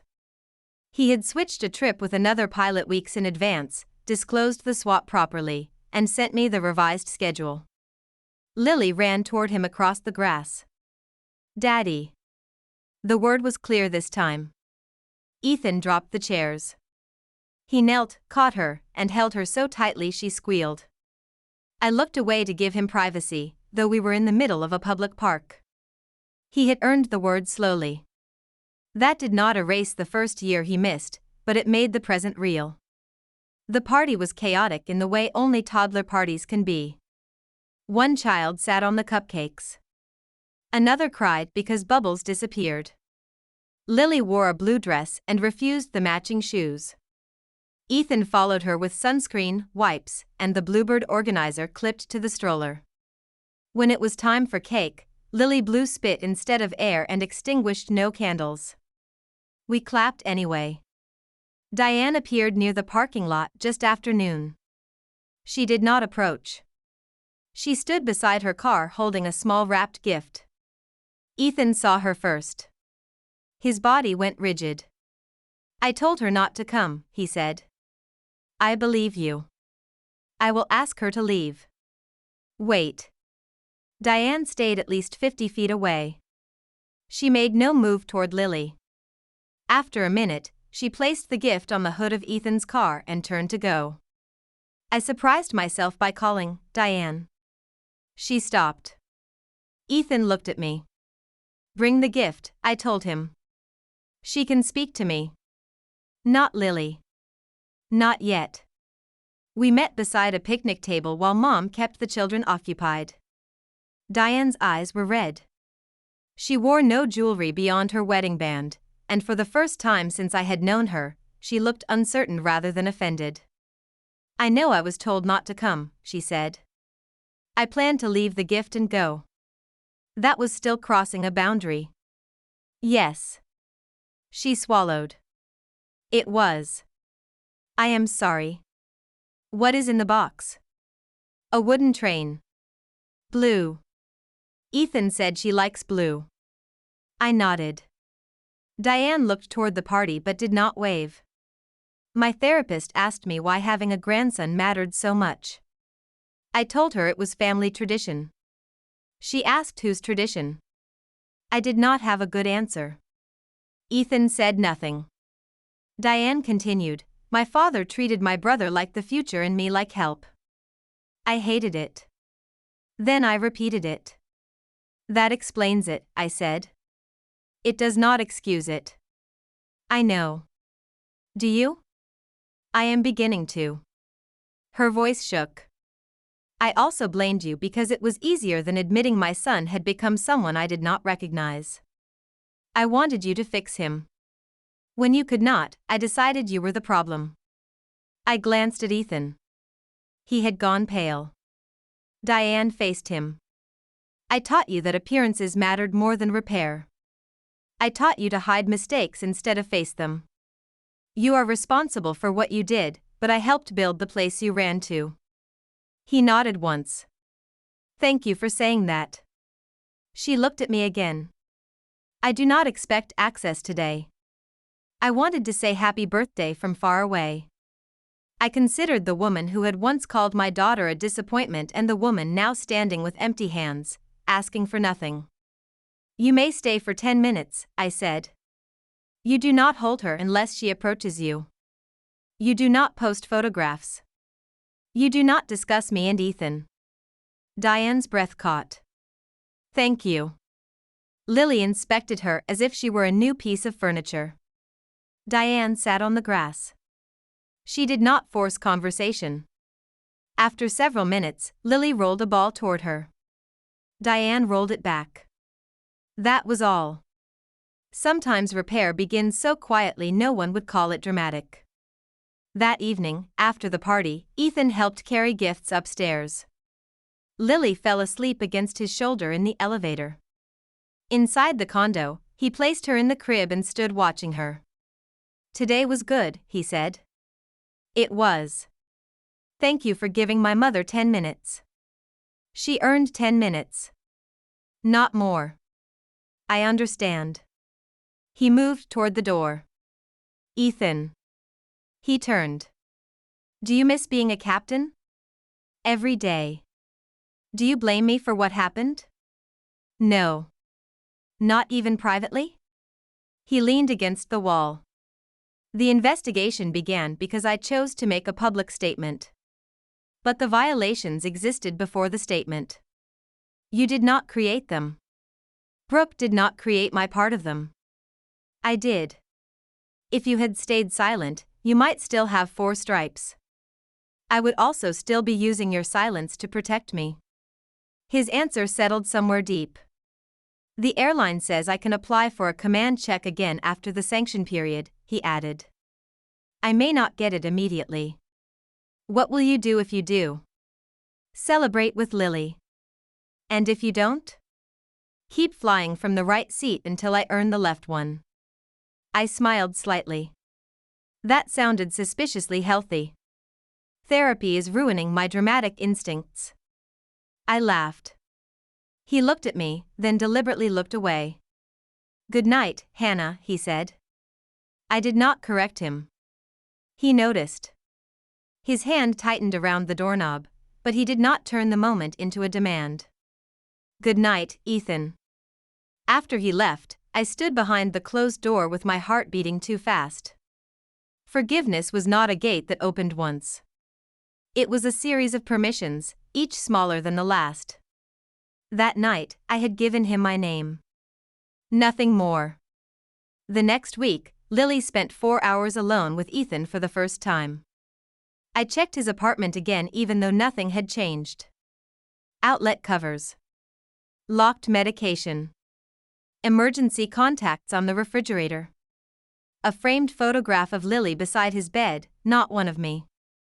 Her room had blue curtains, a low bookshelf, and no fantasy that she already lived there. You can call whenever you want, he said. I know. I will send one update halfway through. Not 10. I learned that from the first museum trip. I drove away and cried at a red light. The tears embarrassed me. I had wanted help for so long. Now that it existed, for child-free hours felt less like freedom than the sudden absence of a limb. I went to the warehouse, opened my laptop, and accomplished nothing for 20 minutes. Then I took a breath and worked. Ethan sent one photograph at the agreed time, Lily stirring pancake batter with flour on her nose. The caption read, "She says blue pancakes are a food group." When he brought her home, she carried a paper bag containing 2 misshapen pancakes. For Mommy, she said. I ate one standing at the counter. It was undercooked in the middle and tasted like too much vanilla. It was also the first meal my daughter and her father had made for me. I finished the whole thing. Chapter 9. Bluebird's first major opportunity arrived in an email with the subject line vendor presentation request. A company that operated family travel stores in 9 American airports wanted me to pitch a product line. If they placed even a conservative opening order, I could leave the boutique and hire 2 employees. The first meeting would be at Meridian Air's corporate campus because the retailer shared a passenger experience initiative with several airlines. I almost declined. Ethan worked there. Brooke's scandal had made my name familiar to people who had never met me. I did not want anyone to think Bluebird had grown because a pilot ex-husband pulled strings. Sophie read the email and said, "If you reject every room where Ethan's shadow might exist, he still controls your map." So I accepted. I also disclosed the conflict in writing. My former spouse is employed by Meridian Air as a pilot. He has no ownership interest in Bluebird Travel, has not introduced me to the selection committee, and will not participate in the evaluation. The retailer's director replied, "Thank you." Captain Cole already notified compliance that he would recuse himself from any discussion involving your company. He had done it before I asked. The presentation took place in a glass conference room overlooking the runway. I wore a navy suit I bought secondhand and carried prototypes in a rolling case. My palms sweated so badly I nearly dropped the first sample. Then I looked outside at an aircraft climbing into the morning sky. I remembered who I had been before marriage, a woman who could manage an emergency landing briefing in turbulence, calm a frightened passenger, and work a 14-hour duty day on 4 hours of sleep. I remembered who I had become after divorce, a mother who built inventory forecasts at midnight and negotiated fabric costs while heating bottles. I knew travel. I knew mothers. I knew the problem better than anyone in the room. I stopped shaking. I presented the stroller organizer, a compact bottle pouch, a washable changing mat, and a toddler activity case that attached to an airplane tray table without adhesive. I explained safety testing, dimensions, margins, and packaging. I showed customer reviews and return rates. The committee asked hard questions. I answered the ones I knew and admitted the ones I needed to research. At the end, the retailer's director said, "Ms. Reed, your numbers are small." Yes. Can you scale? Not recklessly. I can increase production in stages, maintain quality control, and deliver the first order to 3 pilot locations before expanding. You are asking us to accept a slower rollout. I am asking you to avoid becoming my most expensive mistake. He smiled. 2 weeks later, they offered Bluebird a trial in Atlanta, Charlotte, and Nashville. I read the contract at my packing table and screamed so loudly Mom dropped a roll of tape. Ethan was scheduled to pick up Lily that afternoon for their first unsupervised community outing. When he arrived, Sophie had brought champagne, Carla had brought food, and Mom was crying. "What happened?" he asked. "We got the airport contract," I said. His entire face changed. Pride, surprise, and something close to awe. "You did it." "I did." He set down Lily's bag. "May I hug you?" The question hung between us. I nodded. His arms came around me carefully, as though he was afraid any pressure would break permission. I could smell laundry detergent and the faint clean scent of his soap. For one dangerous second, my body remembered home. I stepped back first. "Thank you," I said. "For what?" "For asking." He took Lily to the Children's Museum. He sent one photograph through the parenting app, Lily wearing a plastic firefighter helmet, her mouth open in delight. He returned her 5 minutes early, with clean hands, a full diaper log, and half the snacks still in the bag. "Did you have fun?" I asked Lily. "Museum," she shouted. Ethan looked absurdly pleased. The airport launch consumed the next 6 weeks. I hired 2 part-time employees, signed a larger manufacturing agreement, and learned that success creates problems at a higher price point. A shipment was delayed in customs. Packaging arrived with the wrong barcode. One retailer wanted 90-day payment terms while my manufacturer wanted 50% upfront. I stopped sleeping enough. One night, Ethan arrived for pickup and found me sitting on the kitchen floor surrounded by invoices. "Are you okay?" "No." "What happened?" I explained the cash flow gap. He listened. "I can lend you the money," he said. "No." I knew that was the answer. I needed to offer once. I will not build my company with money from a man who once controlled whether I could buy groceries. His face tightened. During maternity leave, he had transferred household money into an account I could not access after accusing me of cheating. I had forgotten that detail until the words left my mouth. "I am sorry," he said. "I had no right to do that." "No, you did not. What would help? That is not money." I looked at the invoices. "I need 3 quiet hours to build a lender packet before tomorrow morning. I can take Lily to my apartment." It would be her first visit there. His apartment had been approved during mediation. I had inspected it: 2 bedrooms, child-proof locks, a crib, a camera in the living room that he offered to activate during visits. The refrigerator held actual food.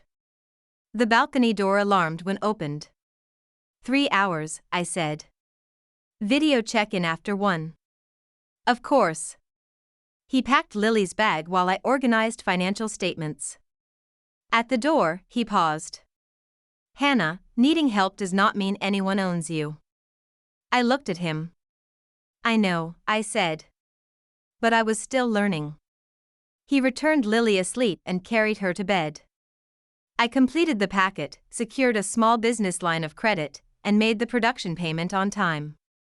3 days later, an online aviation forum published a claim that Bluebird's airport contract had been awarded because I was sleeping with a Meridian captain. This time, I did not wait for Ethan to rescue me. I posted the disclosure form, the committee's conflict of interest certification, and a photograph of my first crooked prototype. I wrote, "I did not receive this contract because of a pilot. I received it because I spent a year designing, testing, failing, revising, packing orders at my kitchen table, and listening to parents who were tired of losing diapers beneath airplane seats." My former husband was formally recused. Women are allowed to build businesses in industries where men they know also work. The retailer reposted my statement and confirmed the independent selection process. The rumor died within a day. Ethan texted, "I am proud of you." I replied, "I was proud of me first." His answer came immediately. "Good. That is how it should be." Chapter 10. Ethan regained his captain qualification in October. Meridian required a command review board, 2 simulator sessions, a line check with a senior check airman, and a final meeting with flight operations. He told me the date but did not ask me to wish him luck. The morning of the check ride, Lily insisted on wearing his old captain hat, which swallowed half her face. I sent him a picture through the parenting app with one line. "Your smallest evaluator says do not forget the landing checklist." He replied, "Tell her I never forget the checklist anymore." That evening, he called. I passed. I could hear restrained happiness in his voice. "Congratulations, Captain." He was quiet. "What?" I asked. "You called me Captain without sounding like you wanted to stab me. Do not get sentimental." Too late. He celebrated with Lily the following afternoon at a small aviation museum. I went because it was his first time wearing 4 stripes around her since the sanction. He showed her an old cockpit, pointed to switches she was not allowed to touch, and answered every one of her repeated questions with serious patience. "Daddy flies that?" she asked, pointing at a retired airliner. "Daddy flies one a little newer." "Mommy fly?" Ethan looked at me. "Mommy used to work on airplanes," he said. She kept everybody safe, solved every problem, and was much braver than Daddy. I raised an eyebrow. He smiled. Accurate crew briefing. At the gift shop, Lily chose a blue toy airplane. Ethan paid. She handed it to me and said, "Mommy plane too." I felt a strange pressure behind my ribs. My old career had become something I spoke about as if it belonged to another woman. After pregnancy, Ethan had encouraged me to quit. At first it felt loving. He said the schedule was too hard and his salary was enough. Later, financial dependence made leaving terrifying. Bluebird had given aviation back to me on my own terms. In the museum parking lot, Ethan asked, "Would you have kept flying if I had supported it?" "I don't know. I told myself you wanted to stay home. I wanted rest. I wanted help. I did not necessarily want to surrender my profession. I should have asked instead of deciding what was best." "Yes. I did that a lot." "Yes." He opened Lily's car door, then paused. "I have a therapy assignment." "That sounds threatening." "I am supposed to identify the difference between repair and control." "Go on." "Control is trying to create the outcome I want. Repair is doing what is right even if the outcome does not include me." I buckled Lily into her seat. "Your therapist earns her fee." "He does." "Tell him I approve." 2 weeks later, I initiated the conversation he had refused to initiate. "Would you like to have dinner?" I asked after he returned Lily from an outing. He blinked. "The three of us?" "No. Just us." He stared long enough that I almost withdrew the invitation. "Is this about the parenting schedule?" "No." "Bluebird?" "No." "Then I need you to say it clearly because I do not trust my imagination." I sighed. "A date, Ethan. I am asking whether you want to go on a date." His face changed slowly, disbelief giving way to a joy so open it embarrassed me. "Yes." "You do not have to answer like you were cleared for takeoff." "Yes," he repeated, quieter. "I would like that very much." We chose a neighborhood restaurant neither of us had visited during our marriage. Neutral ground. No anniversary memories. No table where Brooke might once have sat. I wore a green dress. Ethan arrived in a charcoal sweater and brought no flowers because I had not asked for them. For the first 20 minutes, we were awkward strangers who knew each other's scars. We discussed Lily's daycare, the airport launch, his new schedule, and Mom's plan to return to Knoxville for 2 weeks. Then the server cleared our plates, and silence settled. "I need to say something before this becomes comfortable," I told him. "Okay.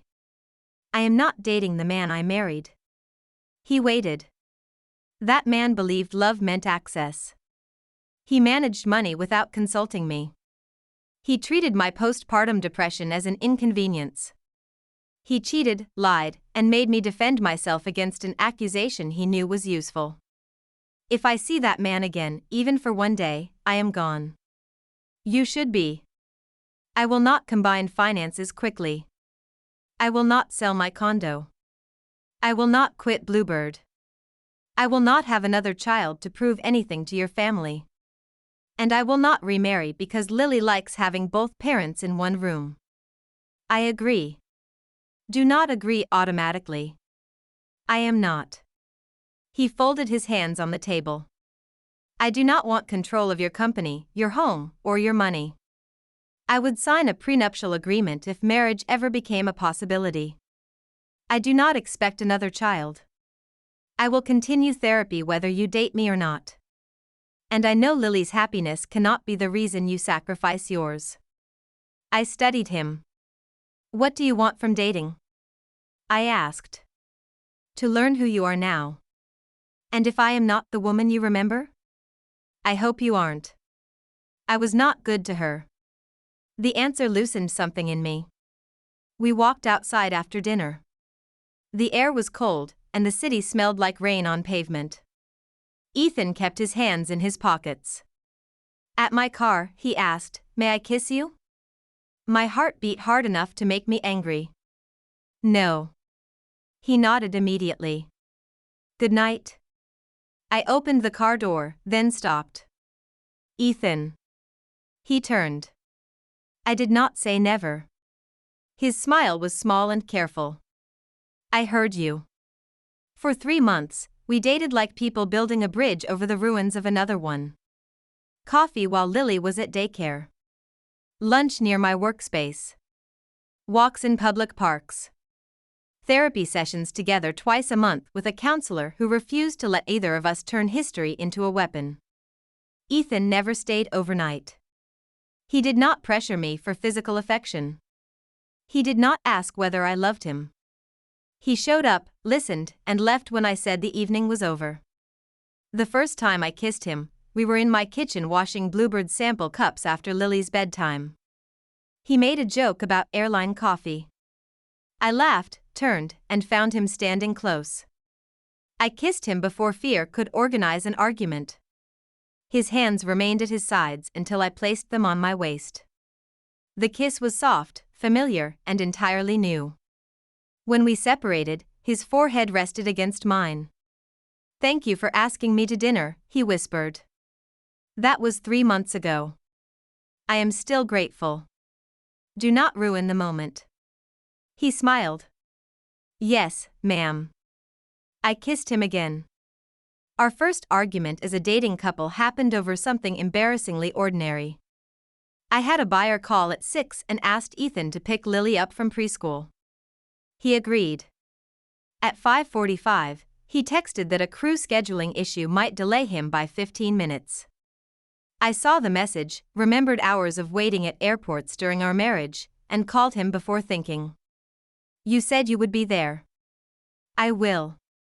The relief pilot is walking in now. "You always have a reason." There was a pause. "I hear that this feels like the old pattern," he said. "But I am not disappearing. I am giving you information before the plan changes." His calmness infuriated me because it was correct. Do not therapists speak me? Okay. I am angry too. I arranged this pickup, and operations changed the release time. I am still responsible for making sure Lily is covered. If I am not out in 5 minutes, I will call your mother and pay for her ride. You do not have to fix it. He reached preschool 7 minutes late. The teacher had been notified. Lily was safe. My buyer call started on time. That evening, I expected him to act as though successful logistics proved I had overreacted. Instead, he said, "I understand why delay sounds like abandonment to you.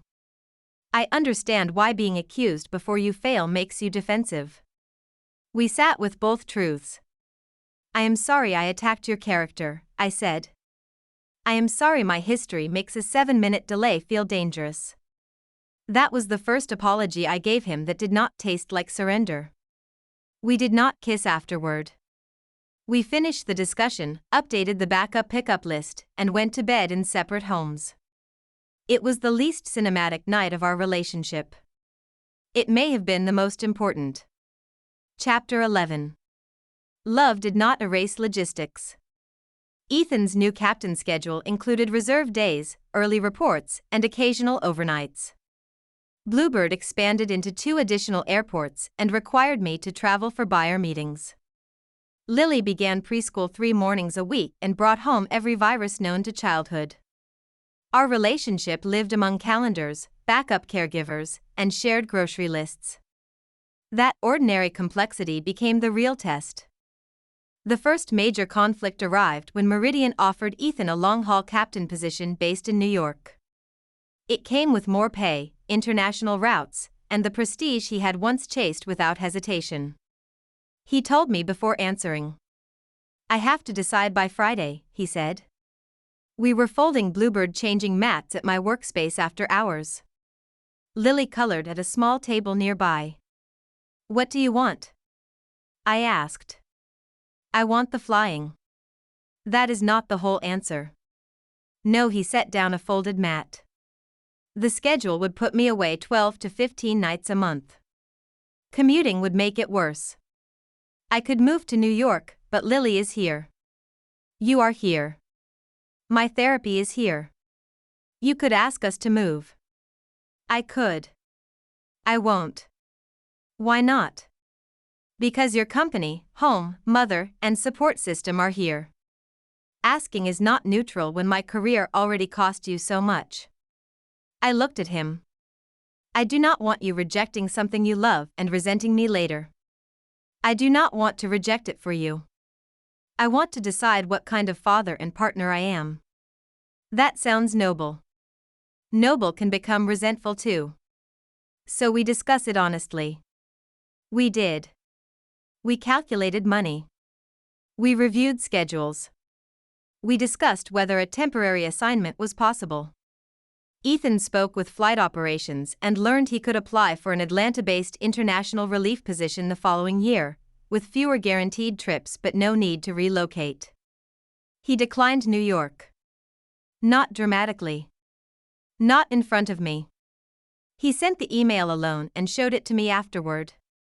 I asked, "Are you sad?" "Yes." "Do you regret it?"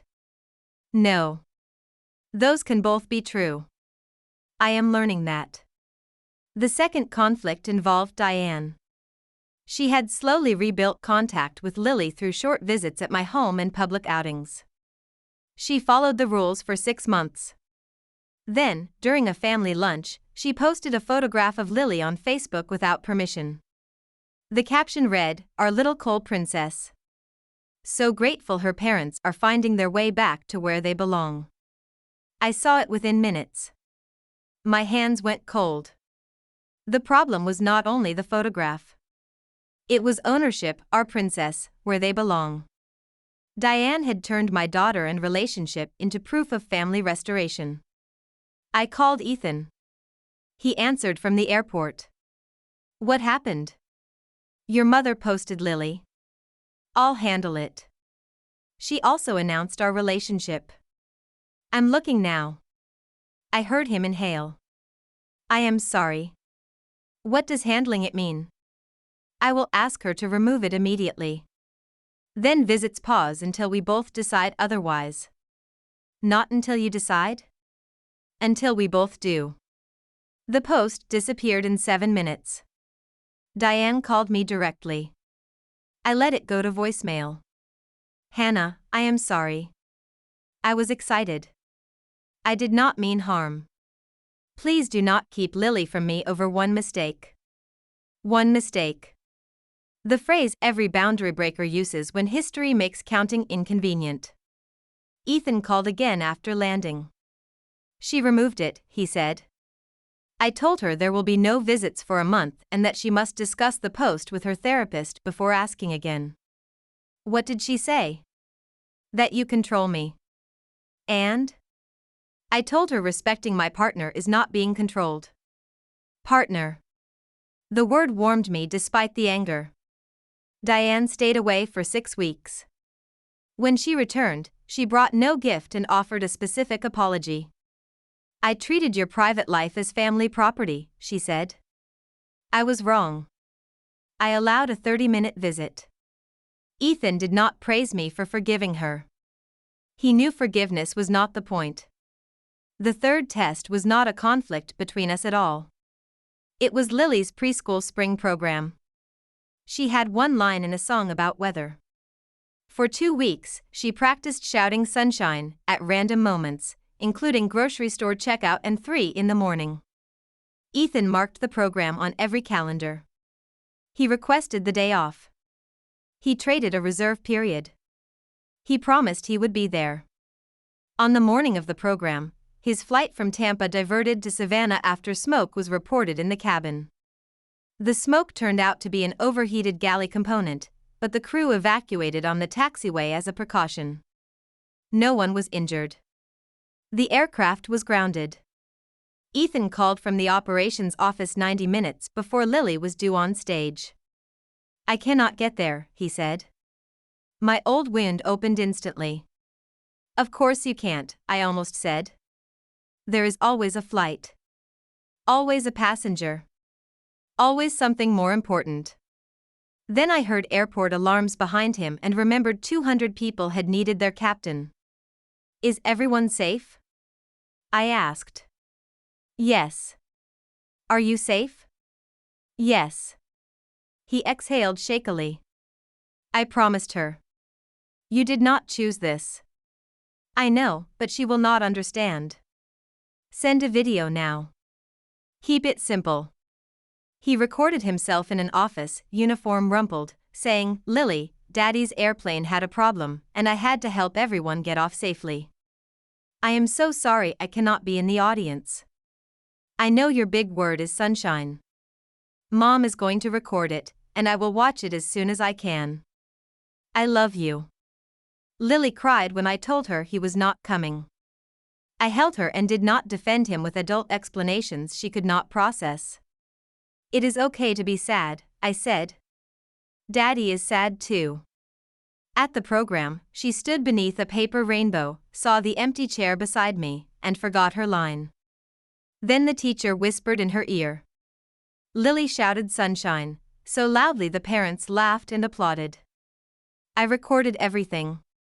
Ethan watched from Savannah before the aircraft paperwork was complete.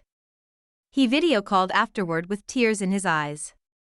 You were perfect, he told her. No daddy chair, Lily said. His face broke. No, he said. Daddy missed it. I am sorry. Airplane broken? Yes. You fix? The mechanics fixed it. Daddy helped people. She considered this, then held up the paper sun she had made. For Daddy. He covered his mouth. The next morning, he arrived at 7 with breakfast and no grand present. He sat on the floor while Lily performed the entire song again, including 3 unrelated verses she invented.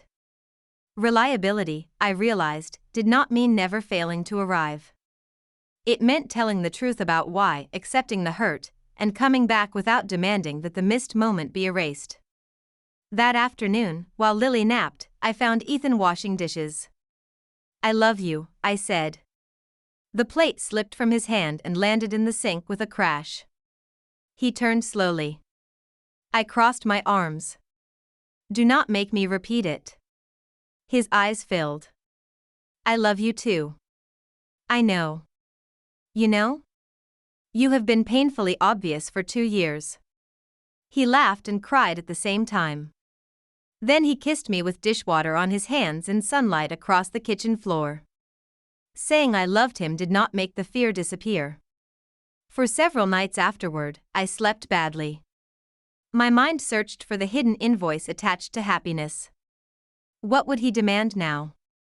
When would he become impatient with separate homes, written schedules, and my refusal to call our relationship healed? He demanded nothing. At counseling, I admitted the fear. I keep expecting love to become leverage, I said. Ethan's face changed. Because I used it that way. Yes. What would help? Time. Consistency. And not making my fear about your shame. He nodded. I can do that. Dr. Myers asked, can you also accept that she may sometimes be afraid even when you have done nothing wrong in the present? I can try. Trying will include not collapsing into I am terrible so that Hannah has to comfort you. He grimaced. You have noticed that. Everyone has noticed that. I laughed. Afterward, Ethan and I sat in his car without starting the engine. I do not want our entire future to be a punishment for my past, he said. Neither do I. But I also do not want to rush you because I am tired of consequences. That is the correct answer. I know. I hate how often the correct answer is slow. So do I. He reached across the console and held out his hand. I took it. Slow was no longer the absence of progress. Slow was how we made sure progress was real. Chapter 12. By the time Lily turned 3, Bluebird Travel employed 12 people. Our products were sold in 7 airports, 40 independent stores, and online. I had moved from the concrete workspace into a small office with a warehouse attached. Carla left the boutique and became my operations manager. Sophie appeared in advertising photographs whenever her schedule allowed and demanded payment in free products and tacos. I paid her properly anyway. I also paid myself a salary, contributed to retirement, and kept every account separate from Ethan's. We had been dating for 14 months. He still lived in his apartment. I still owned my condo. We spent weekends together but maintained a written parenting schedule. We attended counseling monthly rather than weekly. People often asked why we had not moved in together. Because love was no longer the only requirement. We were building evidence. One evening, Brooke requested a meeting. She sent the email to my business address, which irritated me enough to ignore it for a week. Then my attorney forwarded a letter Brooke had also sent Ethan. She was preparing to move to Arizona. Her aviation license remained valid, but she had not found another airline job. She wanted to apologize before leaving. I agreed to meet in a public hotel lobby with my attorney nearby. Brooke arrived without designer clothes or sharp edges. She wore black pants, a simple blouse, and the wary expression of someone who no longer trusted charm to protect her. "I am not here to ask forgiveness," she said. "Good. I was angry when I mailed you the recording." "I know. I wanted to destroy any chance he had with you." "I know that too." She looked at her hands. "I also wanted you to know he chose me before you started imagining I stole some innocent husband." "I never imagined that." "No? He was not stolen. He walked." The words seemed to relieve her and hurt her at the same time. "I loved him," she said. "I believe you. He loved you. He betrayed both of us. Love did not prevent that." She nodded. For a moment, we were simply two women who had lived with different versions of the same man and paid different prices. "I falsified the picture," she said. "I created the account. I told him I saw you at a hotel. I was jealous before anything happened because he talked about you constantly on trips. Then he started complaining about you, and I realized admiration could be turned into resentment if I gave it somewhere to go. You were skilled at it. I was cruel." "Yes." She inhaled. "The baby was his. I had the genetic testing after the miscarriage because he asked. I thought you might wonder." "I did not. I blamed you for the way he looked at photographs of Lily. I blamed him for grieving you. I blamed myself for losing the baby. Eventually there was no room in the marriage for anything except blame. I am sorry your child died." Her eyes filled. "Thank you. I am not sorry your actions had consequences." "I know." She slid an envelope across the table. It contained a signed statement admitting to the altered photograph and anonymous posts. My attorney already had enough evidence, but the document would help if false stories resurfaced. "I will not contact you again," Brooke said. "That would be best." She stood, then paused. "Has he changed?" I thought of the hospital floor, the missed preschool chair, the recused contract committee, and the way he had learned to ask before touching what he once assumed was his. "Yes," I said. "But change does not make the past disappear." "No," she looked toward the lobby doors. "It just makes the future harder to predict." She left. I felt no triumph. Closure is rarely fireworks. Sometimes it is only the moment an old enemy becomes a person walking away from you. That weekend, Ethan and I toured a house. Not his old house. Not mine. A new one in a quiet neighborhood halfway between Bluebird's warehouse and Lily's preschool.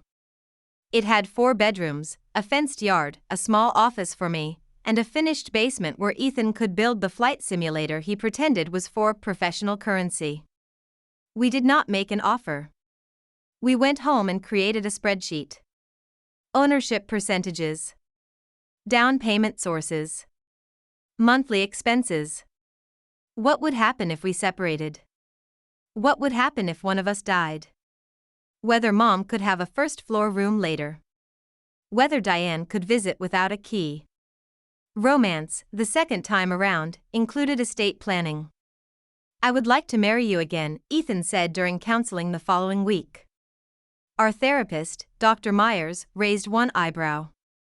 Is that a proposal? No, Ethan looked at me. It is information. I am not asking until we have discussed what marriage means now.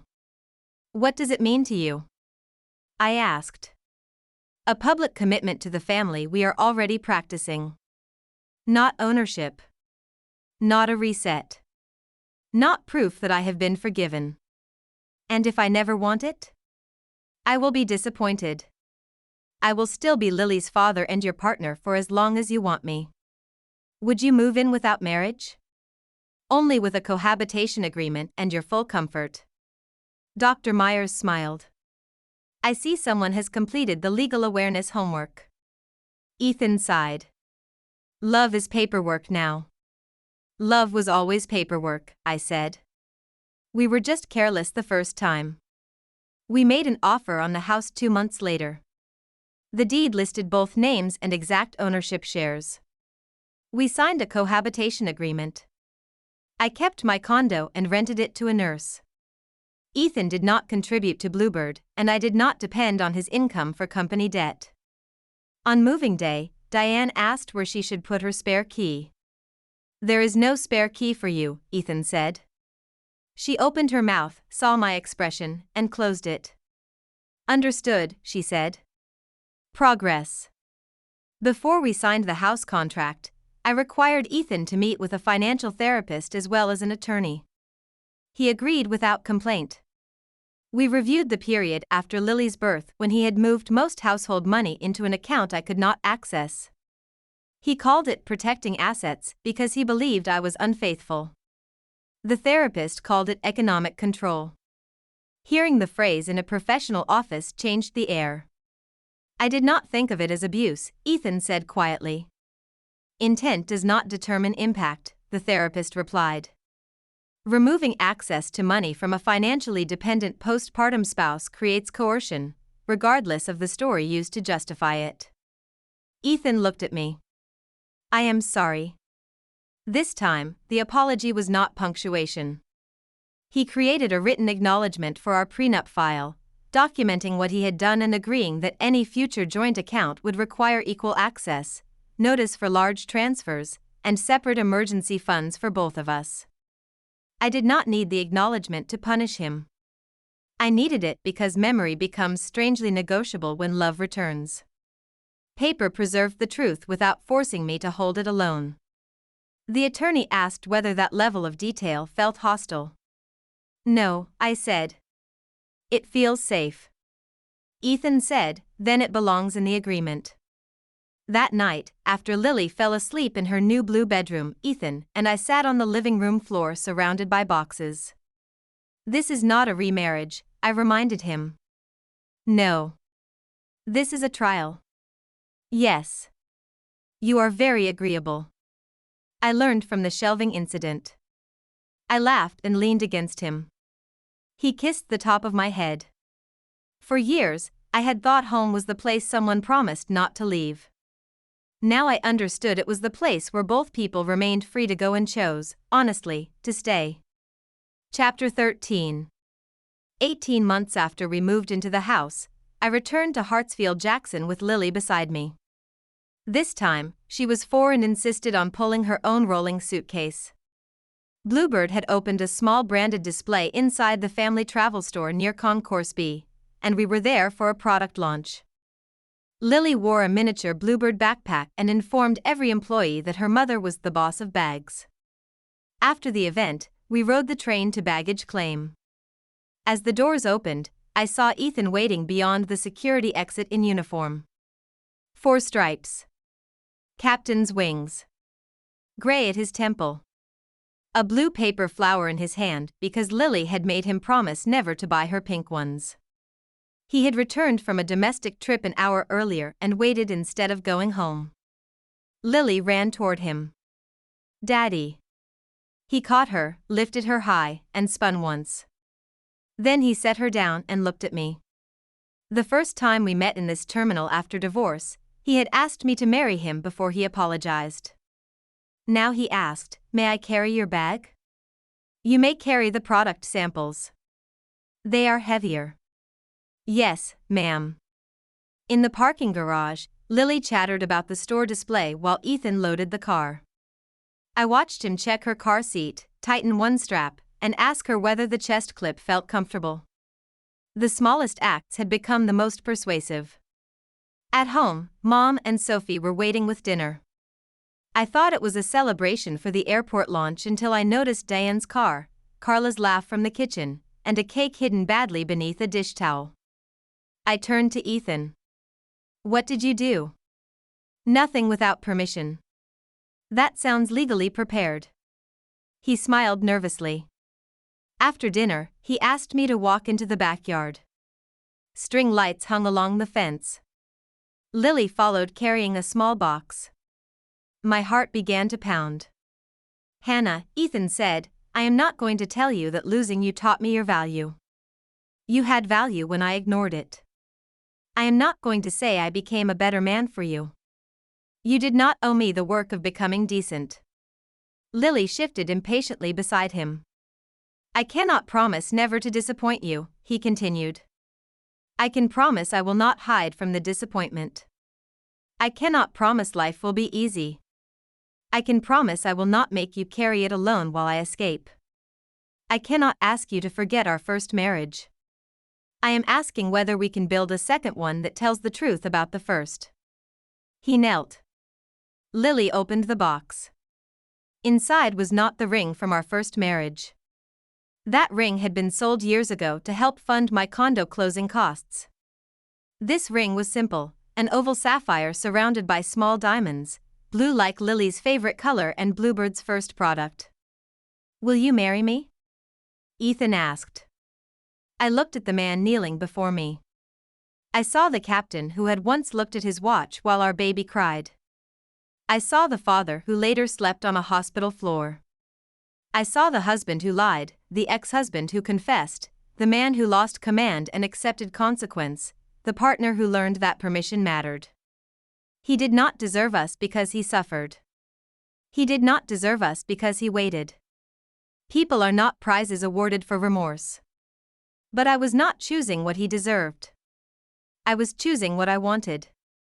"Yes," I said. "With a prenup." Ethan laughed, covered his face, and cried. Lily shouted, "Put the blue ring on Mommy." He slid it onto my finger with shaking hands.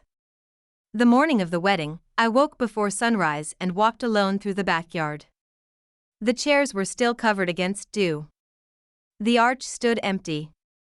For a few minutes, I let myself remember the woman I had been during our first ceremony, 24, dazzled, and certain that being chosen was the same as being safe.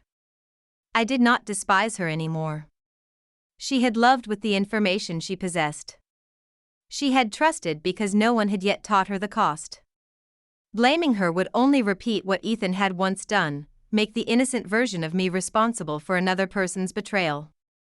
Mom found me near the fence. "Cold feet?" she asked. "Warm feet."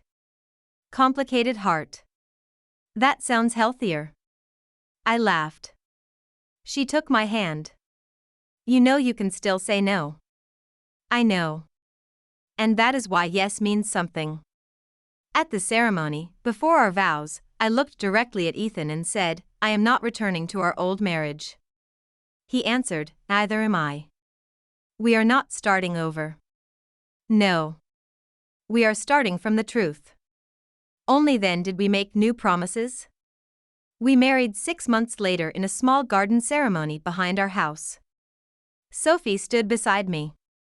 Ethan's chief pilot stood beside him. Mom walked Lily down the aisle because Lily refused to scatter petals and carried a toy airplane instead. Diane attended as a guest. She did not make a speech. She did not wear white. she asked before posting one family photograph. Our prenuptial agreement protected Bluebird, our separate retirement accounts, my condo, and Lily's trust.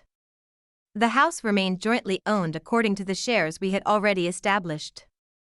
We agreed in writing to mediation and counseling before either of us could make major financial decisions alone.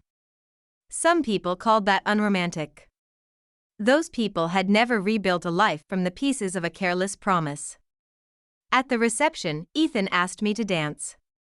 "You know," he said, "the first time I asked you to marry me, you said I was crazy. The second time, I said you were unworthy. You were right both times. And now? Now I am properly supervised." I laughed against his shoulder.